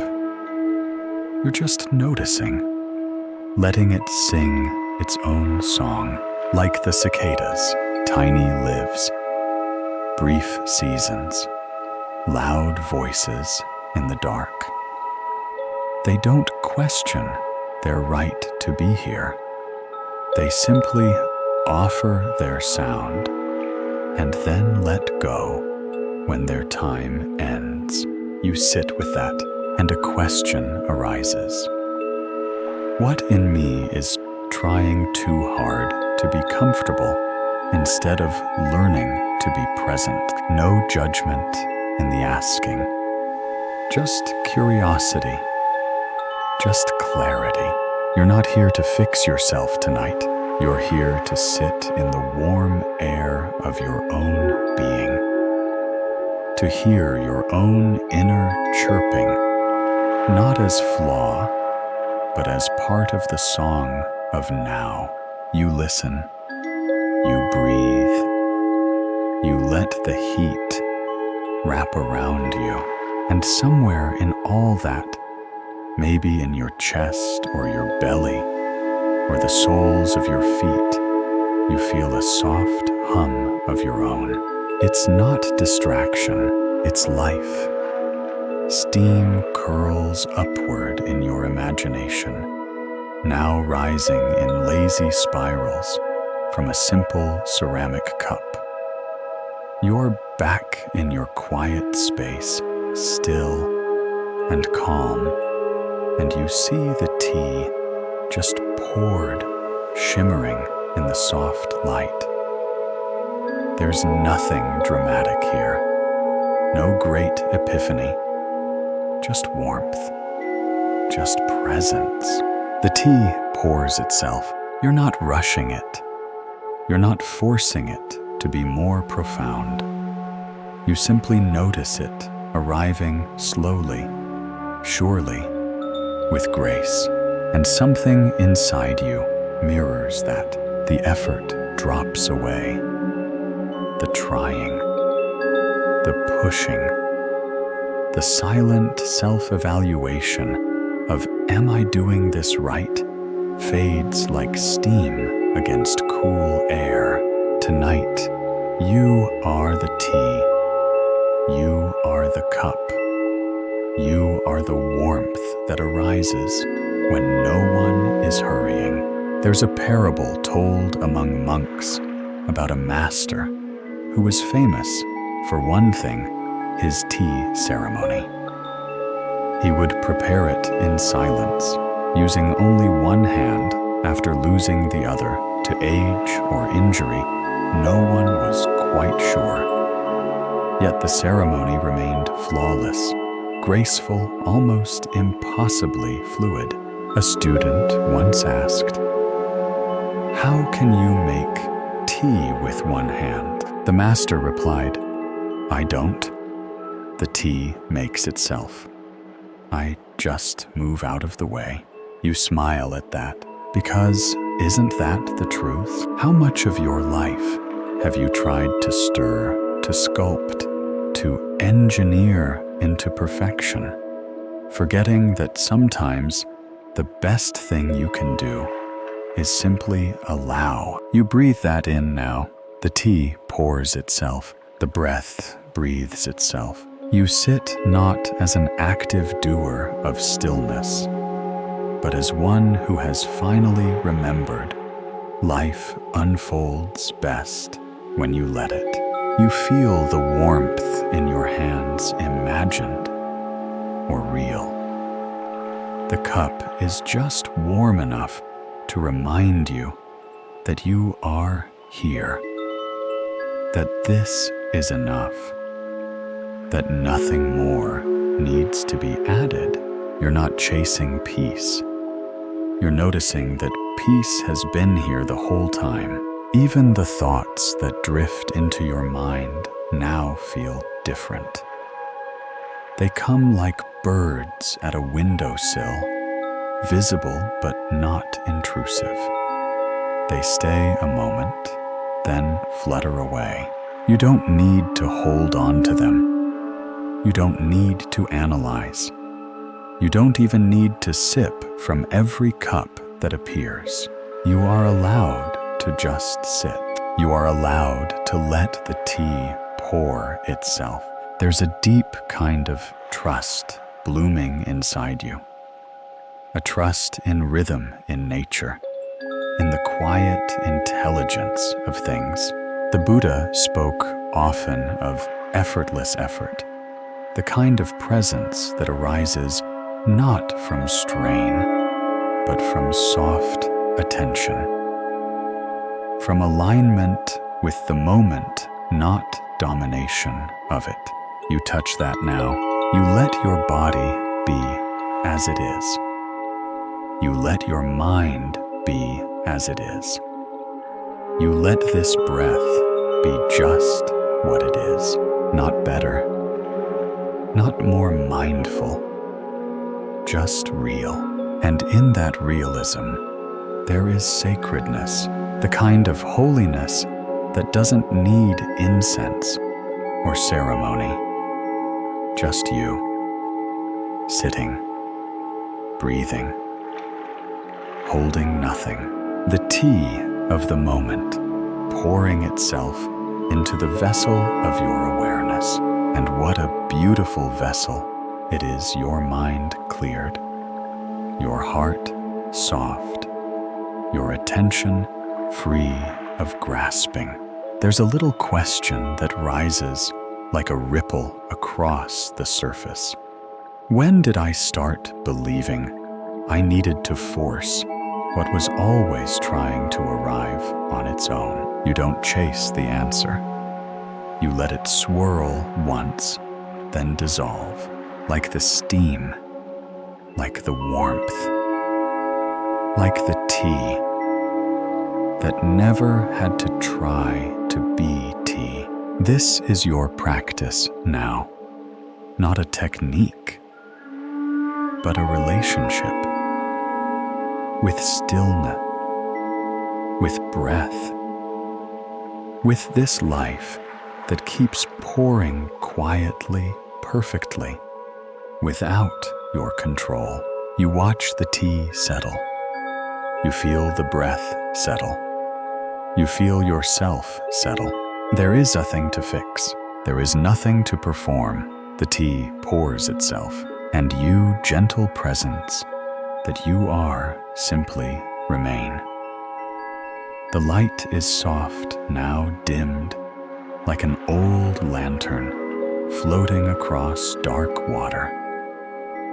It sways gently, casting its golden glow, not to light a path, but to honor the stillness of the moment. You follow it with your breath slow and curious, and as you do, you see them, small lanterns set afloat on a quiet stream. One by one, they drift away. No rush, no resistance, just light on water, thoughts on breath, memories released like petals into current. Each lantern holds something. You've carried a hope, a goodbye, a version of yourself, long outgrown. You bow to each one as it passes, not because you need closure, but because letting go can be an act of reverence. In Japanese tradition, lantern festivals often honor the departed, those who have passed, those who've moved beyond this life, this moment, this version of us. But in your inner ceremony tonight, the lanterns hold more than just people. They carry stories, labels, wounds, old worries that no longer belong to the present. You watch them float downstream, your stream, the same one you've sat beside since this journey began. Now gently lit, it becomes a river of remembrance and release. The Buddha said, "Whatever has the nature to arise also has the nature to cease." Tonight, you don't argue with endings. You let them glow for a moment and drift. There's a tale whispered in lakeside temples of a woman who lit a lantern for each of her regrets. She named them softly as she placed them on the water. Should've, what if, too late almost. Her hands trembled with the first few, but by the 10th, they were steady, and as the lights receded into the darkness, so did her need to rewrite the past. You understand her now. You've carried your own lanterns, some lit in shame, others in love, some too bright, others barely flickering, but all deserve to float. Not because you're abandoning them, but because you've seen them clearly and honored their time. You sit still as they pass. One thought arises. How many of my thoughts have I tried to fix when they were simply ready to leave? You don't answer. You don't reach into the stream to catch what's drifting away. You trust the current. You trust the release. Your breath is a lantern now, illuminating what needs to be seen, and then letting it go, gently, gracefully. Inhale, you light the lantern. Exhale, you release it. It floats, and you remain, not as the fire, not as the river, but as the witness, calm-rooted and deeply, deeply still. Some lanterns bring tears. A memory flickers the face of someone you've loved and lost. A version of yourself who once tried so hard to be perfect. You feel the ache rise. And instead of shrinking away, you breathe. You let it light. You let it float. You don't rush to feel better. You don't shame yourself for the emotion. You stay with it, like sitting beside a friend, who's grieving. You stay because presence is enough, because love doesn't cling. It watches, it honors it, lets go. More lanterns drift by now. Some burn brighter than others. Some you don't recognize. That's okay. They're not all meant to be named. Not everything that floats away needs a story. You trust the ritual, you trust the breath, and the stream keeps moving soft and eternal. You feel your own mind become water, your own heart become light. Not heavy, not empty, but luminous in its letting go. There's a stillness now that feels complete, not as in finished, but as in full. Full of presence, full of peace. You're not waiting for the stream to empty. You're watching it become beautiful.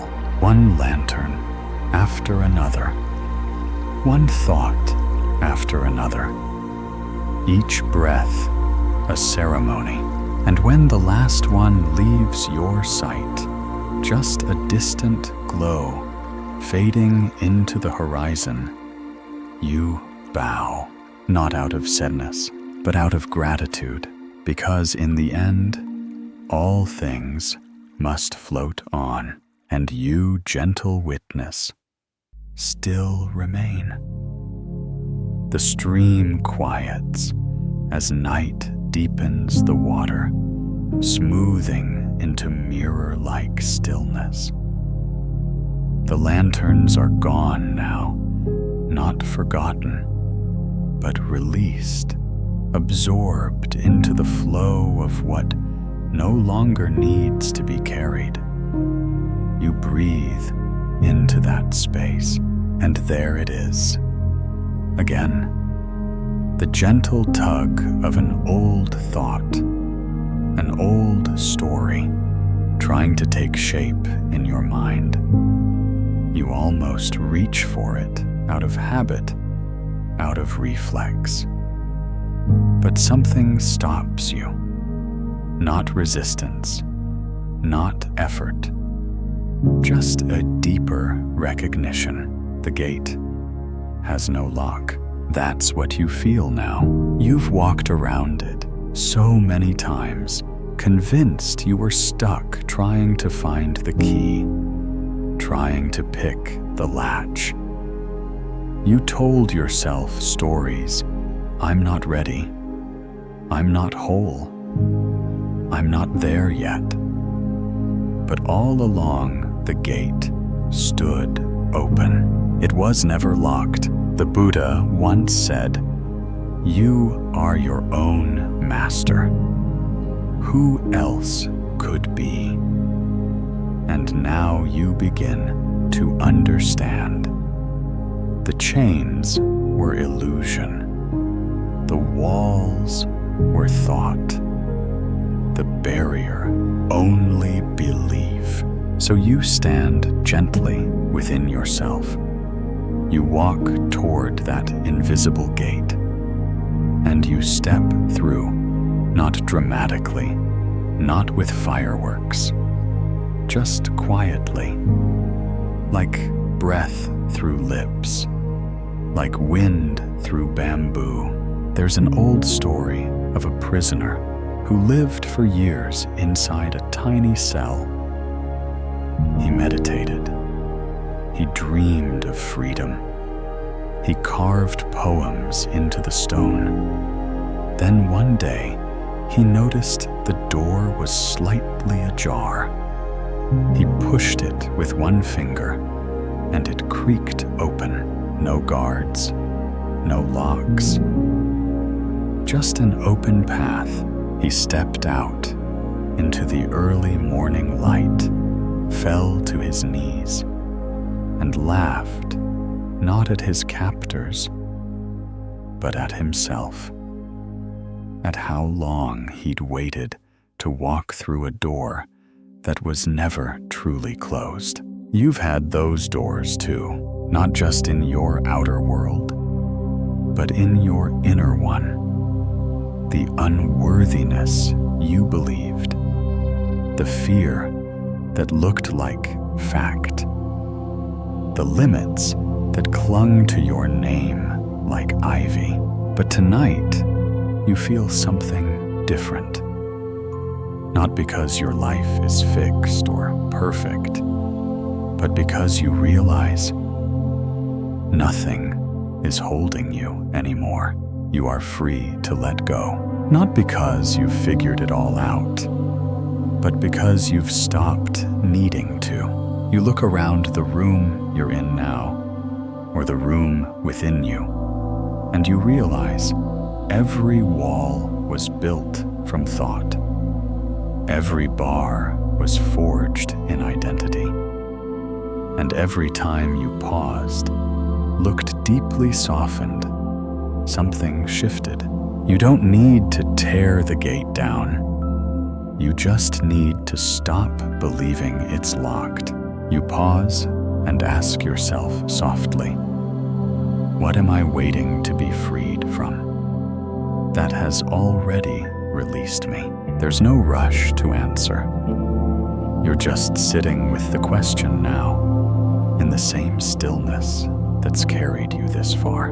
You are the prisoner, the gate, the key, and the open field beyond.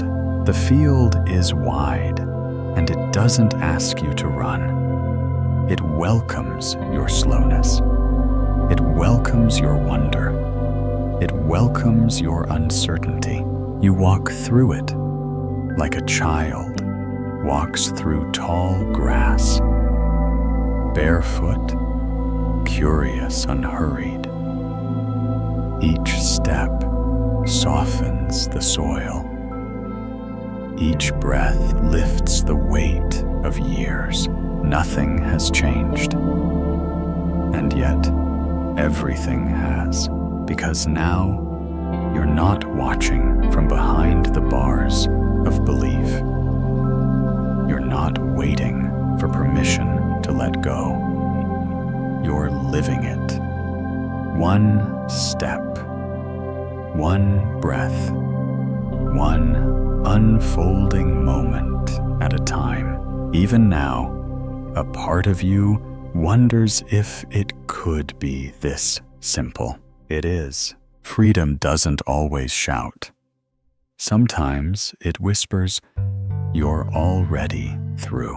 The stream continues nearby, soft as ever, mirroring your breath.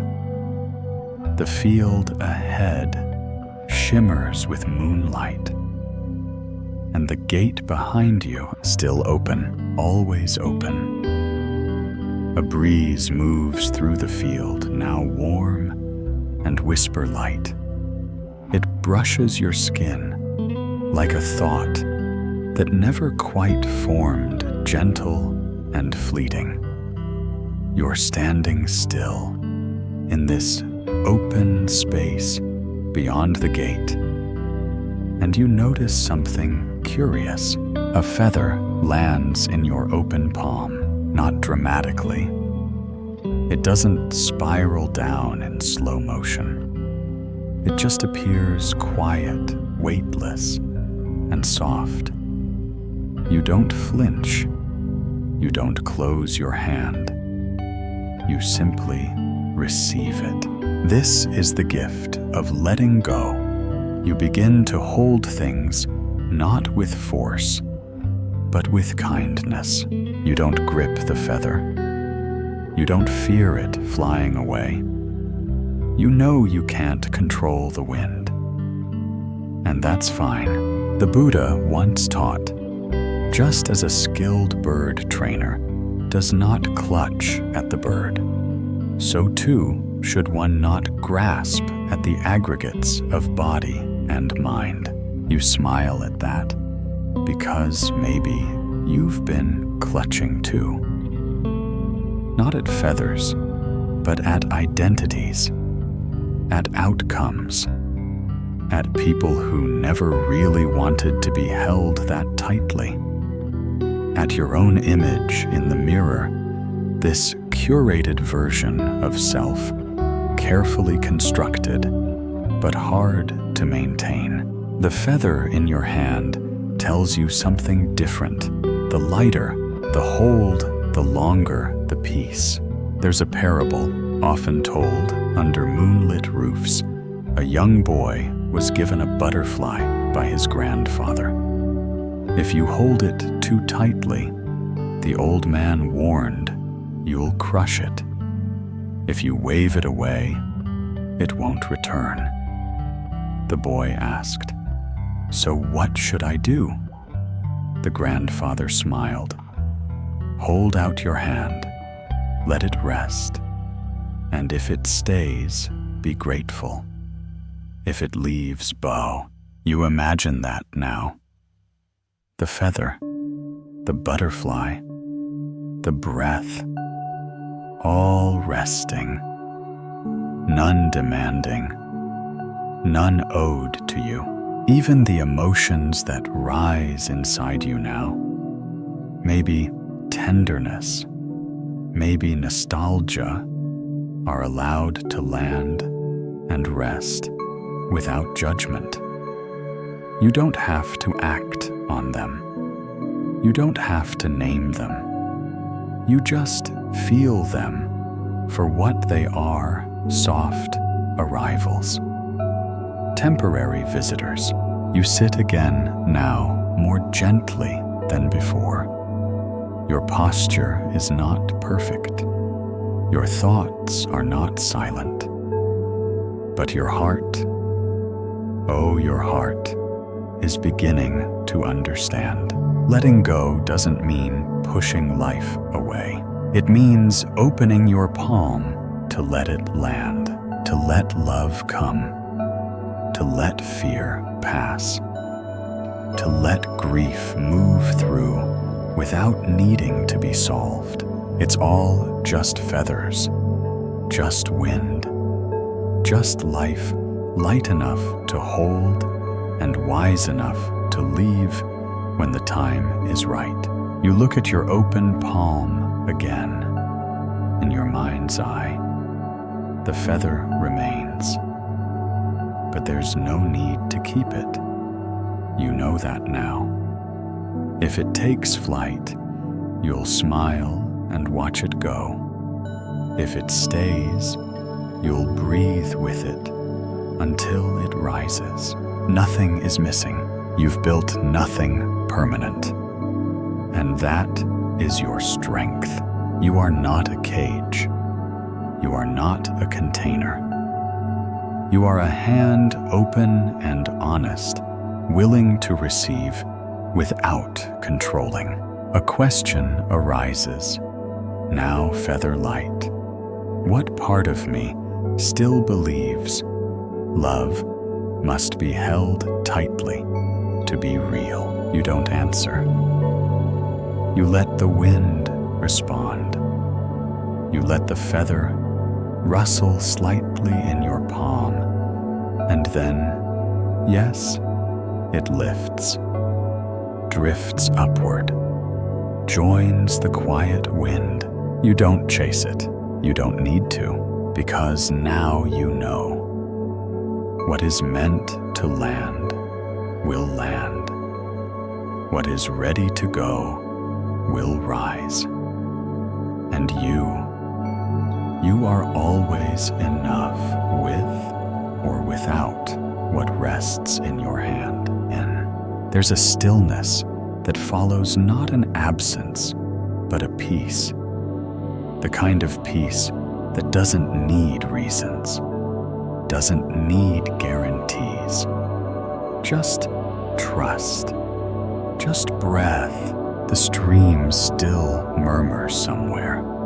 The gate still swings gently behind you. And you, barefoot, breathing hands open, stand with the whole field before you, free, unclenched, present. The wind changes slightly, picking up just enough to rustle the grass around your ankles. It's not a storm, just movement. A soft reminder that change doesn't always arrive with thunder. Sometimes it comes in the form of flexibility, of subtle shift, of knowing when to bend and when to stand still. You look up and see a bamboo grove swaying gently nearby, tall, hollow, impossibly graceful. They move in unison, each stalk bending with the breeze, not resisting, not snapping, just dancing. That's the teaching tonight, to bend and to rise again. The Buddha once said, "Adapt like the bamboo, resilient in wind, rooted in stillness." He didn't mean become weak or passive. He meant become wise. Know when to yield and know when to return. Because what breaks us is rarely the storm itself. It's the rigidity we carry into it. You remember times in your own life where you didn't want to bend. Moments of heartbreak, disappointment, or change where you stood stiff against what was.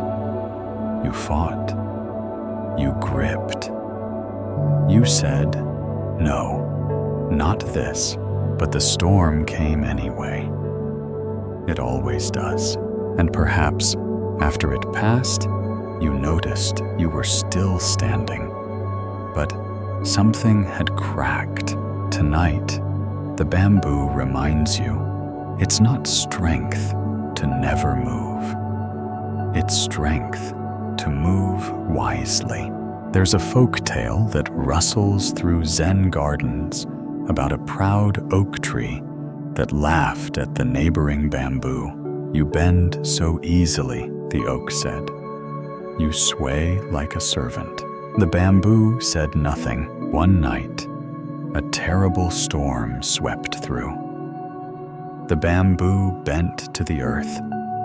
The oak stood tall, unmoved, until it cracked and fell.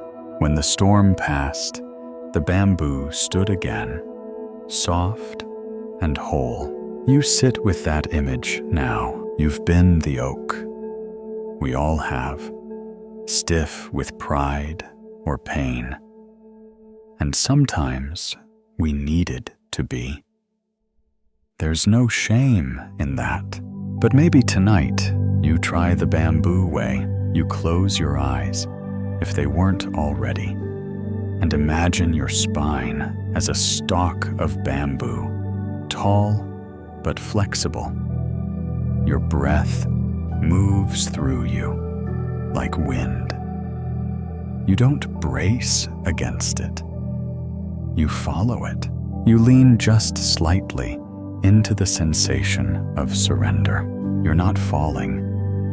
You're not giving up. You're responding. You're aligning. Letting go sometimes means letting yourself be merged. You feel into the places where you've been resisting, where the mind clenches, where the heart whispers, "I can't take more of this." And you place your awareness there not to fix, but to soften, to breathe into the tightness, to give it space, to let the wind through. Not everything needs to be met with force. Some things dissolve in patience. Some burdens melt when you say, "I can bend here." A question arises now. Where in my life have I mistaken stiffness for strength? You don't rush the answer.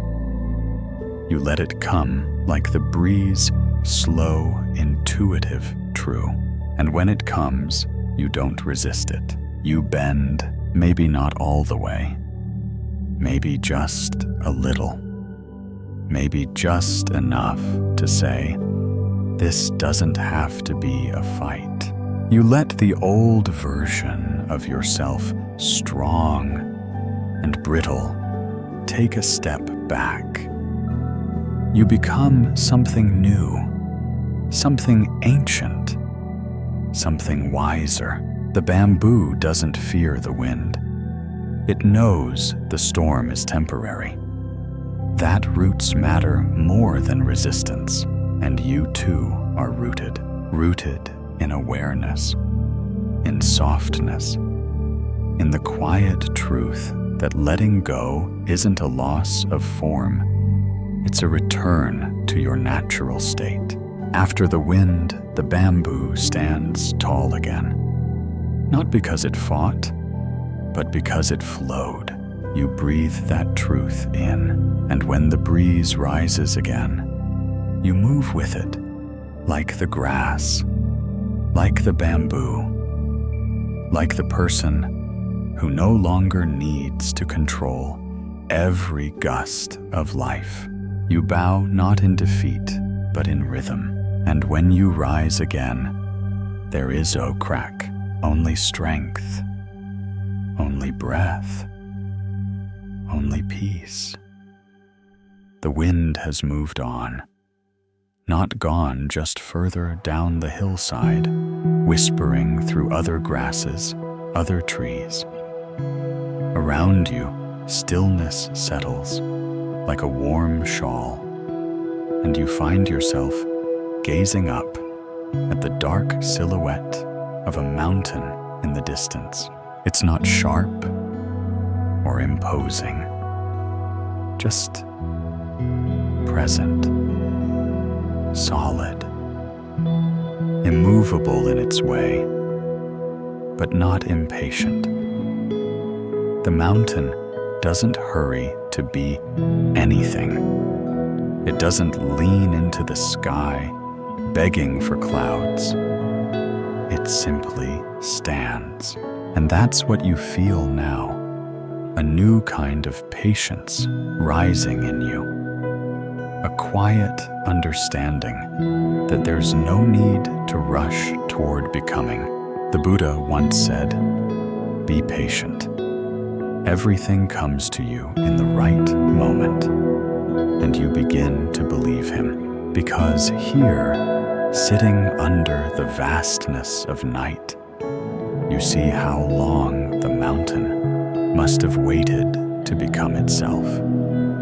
How many rains, how many storms, how many quiet mornings with no one to witness, no urgency, no rush, just presence layered over presence until form took shape.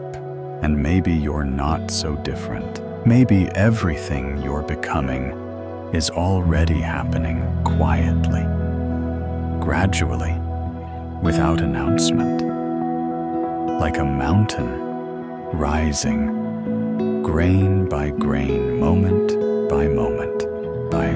There's an old tale shared in mountain hermitages of a child who asked a sage, "When will I be wise like you?" The sage pointed to a distant peak and said, "The same way that mountain was formed by slow rains and time that forgot to count." You smile now because you know that feeling. You've tried to rush your growth, to measure it, to prove it. But tonight, something softer speaks. It tells you you're not behind. You're not late. You're not unfinished.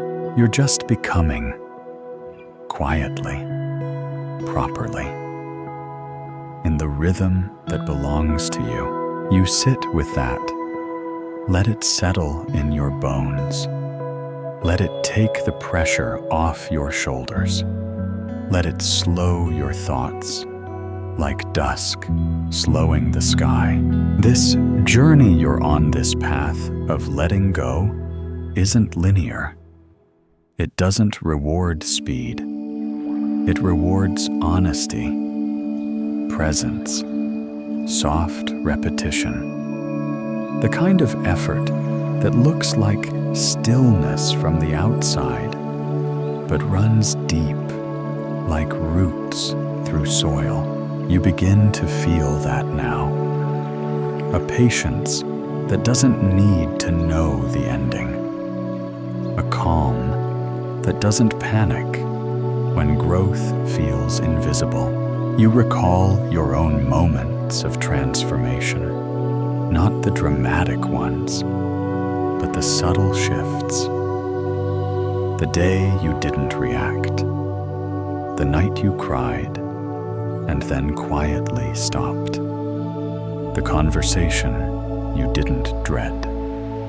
The version of yourself you chose to forgive. Those were mountain rains, gentle, persistent, the kind that carve stone. A question touches your awareness. Can I honor the slow, sacred pace of becoming? You breathe the question in. Let it echo once, then release it like a bird from the edge of a cliff. There's no timeline anymore. No need to chase enlightenment like a finish line. You let that go too. And in its place, you feel spaciousness. Time expands. The need to be better dissolves. The urge to compare yourself to anyone else fades like fog in morning sun. You become a quiet mountain too, rising without fanfare, weathering without resistance, holding snow and rain and wildflowers, all equally, all gracefully. And the beauty of the mountain is not in how quickly it forms, but in how fully it is. You sit taller now, not from pride, but from presence, not performing calm, being calm, because somewhere, in this stillness, you've remembered something the mountain knows instinctively, that the most lasting change happens slowly. That patience isn't waiting. It's trusting the timing of life itself. And you, dear one, are exactly where you need to be. The mountain still stands behind you, calm and dark and dignified. It doesn't leave, but it no longer needs your attention. You carry its stillness inside now, like a rhythm, like a tone resonating beneath your skin. But your gaze turns inward again, softer than before. You sit once more, not as a seeker or a solver, but simply as one who sees. And what you begin to notice as your breath finds its quiet arc is this: you have never truly been stained for all the dust of worry, the stories spun, the pain carried, and clung to beneath it all. There is a mirror, perfect, untouched. The Buddha taught, the mind is luminous, but it is defiled by passing stains. When one sees this clearly, one is free, not broken, not unworthy, just dusted over. And tonight, the wind has been sweeping. Your breath has been wiping the surface clear.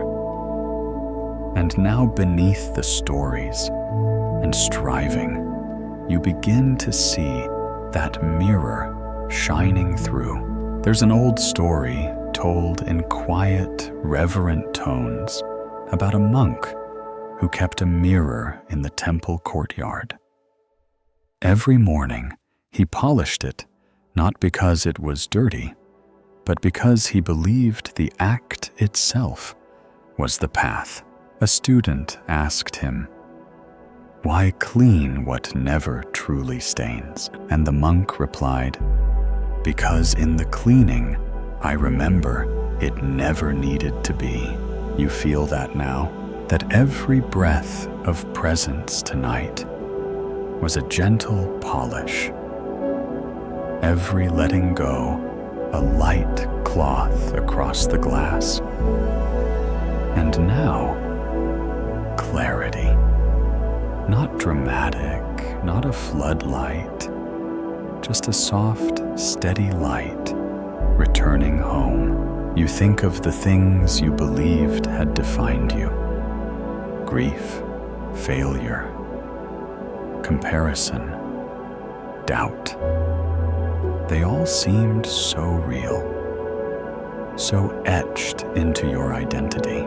But they were just shadows on the mirror. You see through them now, and you see yourself, not the role, not the story, not the performance, but the awareness beneath it all. The one who has been watching with kindness, the one who listens without rushing to judge, the one who has never been lost. That is the mirror. And even when dust returns, and it will, you know, it doesn't alter what lies beneath. This is the truth the forest knows, the stream knows, the leaf, the feather, the lantern. They all pass, they all drift. But the sky remains clear behind the clouds. You breathe again. And this time, it feels like remembering, not learning something new, but unlearning what never was. Your heart doesn't race. It rests. Your mind doesn't chatter. It bows, and your reflection, so quiet, so whole, gazes back, not with pride, but with peace. There's a question now, soft as silk. What would life feel like if I no longer believed I was broken? You don't answer. You simply let that idea settle. Like moonlight across a still pond, you feel its warmth, its depth, its quiet reassurance. You are not your past. You are not your pain. You are the clarity that sees it all and still says yes, not yes to everything. Not yes to being hurt again or to staying in old patterns, but yes to truth. Yes to presence. Yes to the mirror that no matter how many seasons pass, always reflects the sky. Even now, your thoughts may try to return dust, eager to settle. But that's okay. You're not fighting them. You're not chasing purity. You're just noticing. And when you notice, the mirror clears again. You're not trying to shine. You're allowing yourself to stop obscuring what already does. You are not here to be better. You are here to be seen by your own heart, clearly, kindly. You stay with this awareness a little longer. Let it cradle you. Let it rock you like a lullaby that doesn't need words. The mirror knows no dust, and you are stillness made visible. The night wraps closer now, not as something closing in, but as something gently tucking you in. All the stories, The teachings, the images, they begin to dissolve like fog at the touch of morning light. But before they go completely, one final breath rises. You take it slowly, gently. You exhale like the leaf falling. No clinging, no rush.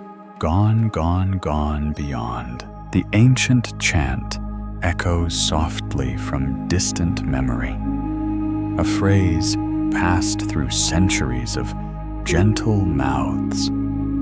Gate, gate, paragate, parasamgate, bodhisvaha, gone, gone, gone beyond, gone altogether beyond.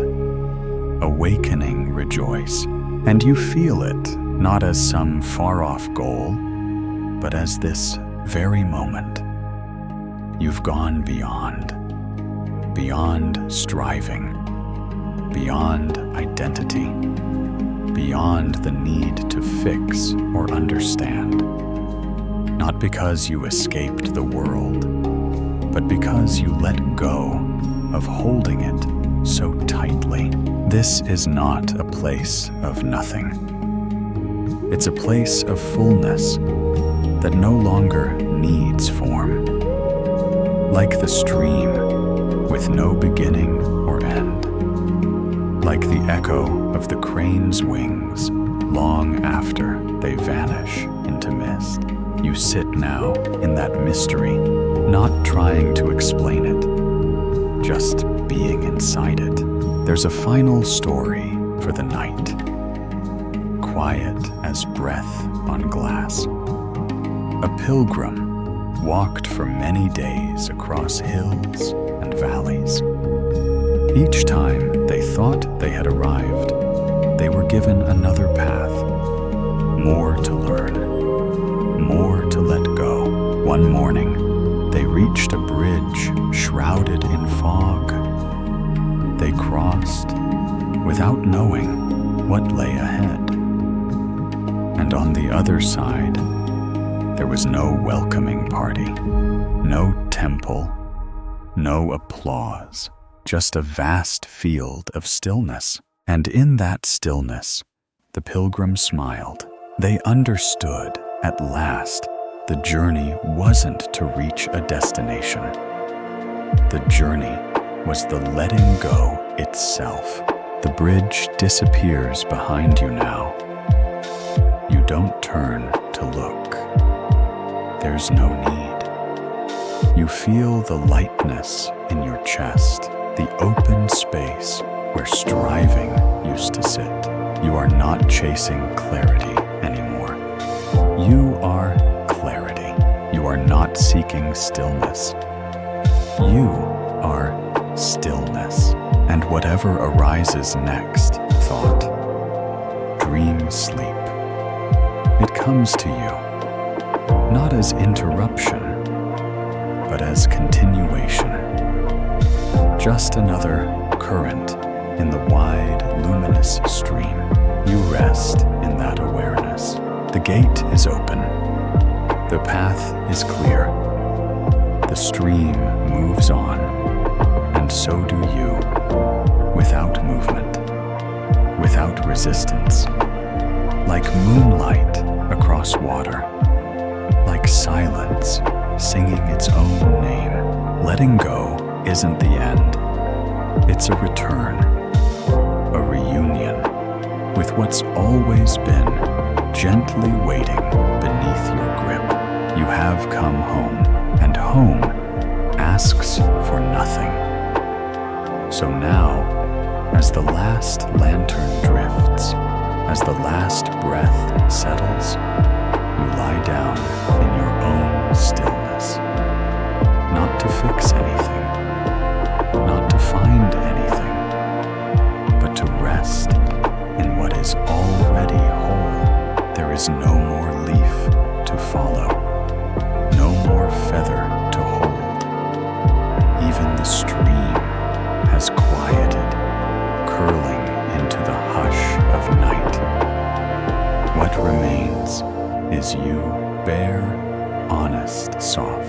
Let your body feel the weight of gravity, kind and steady. Let your muscles melt into the mattress or floor beneath you.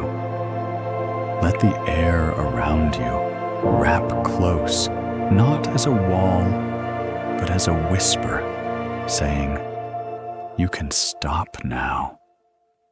You've done enough." The teachings, the stories, the reflections, they're not gone. They're part of you now, folded into your breath, tucked into your bones, echoing in the quiet hallways of your heart. Nothing more to remember, nothing more to release, only this breath, only this moment, only this wide and gentle emptiness that holds everything. And if dreams come, let them float like lanterns too. And if sleep comes, let it arrive like mist over water. And if waking comes hours later, let it come like dawn, soft, new, and kind. You have let go. You are being held. Sweet dreams.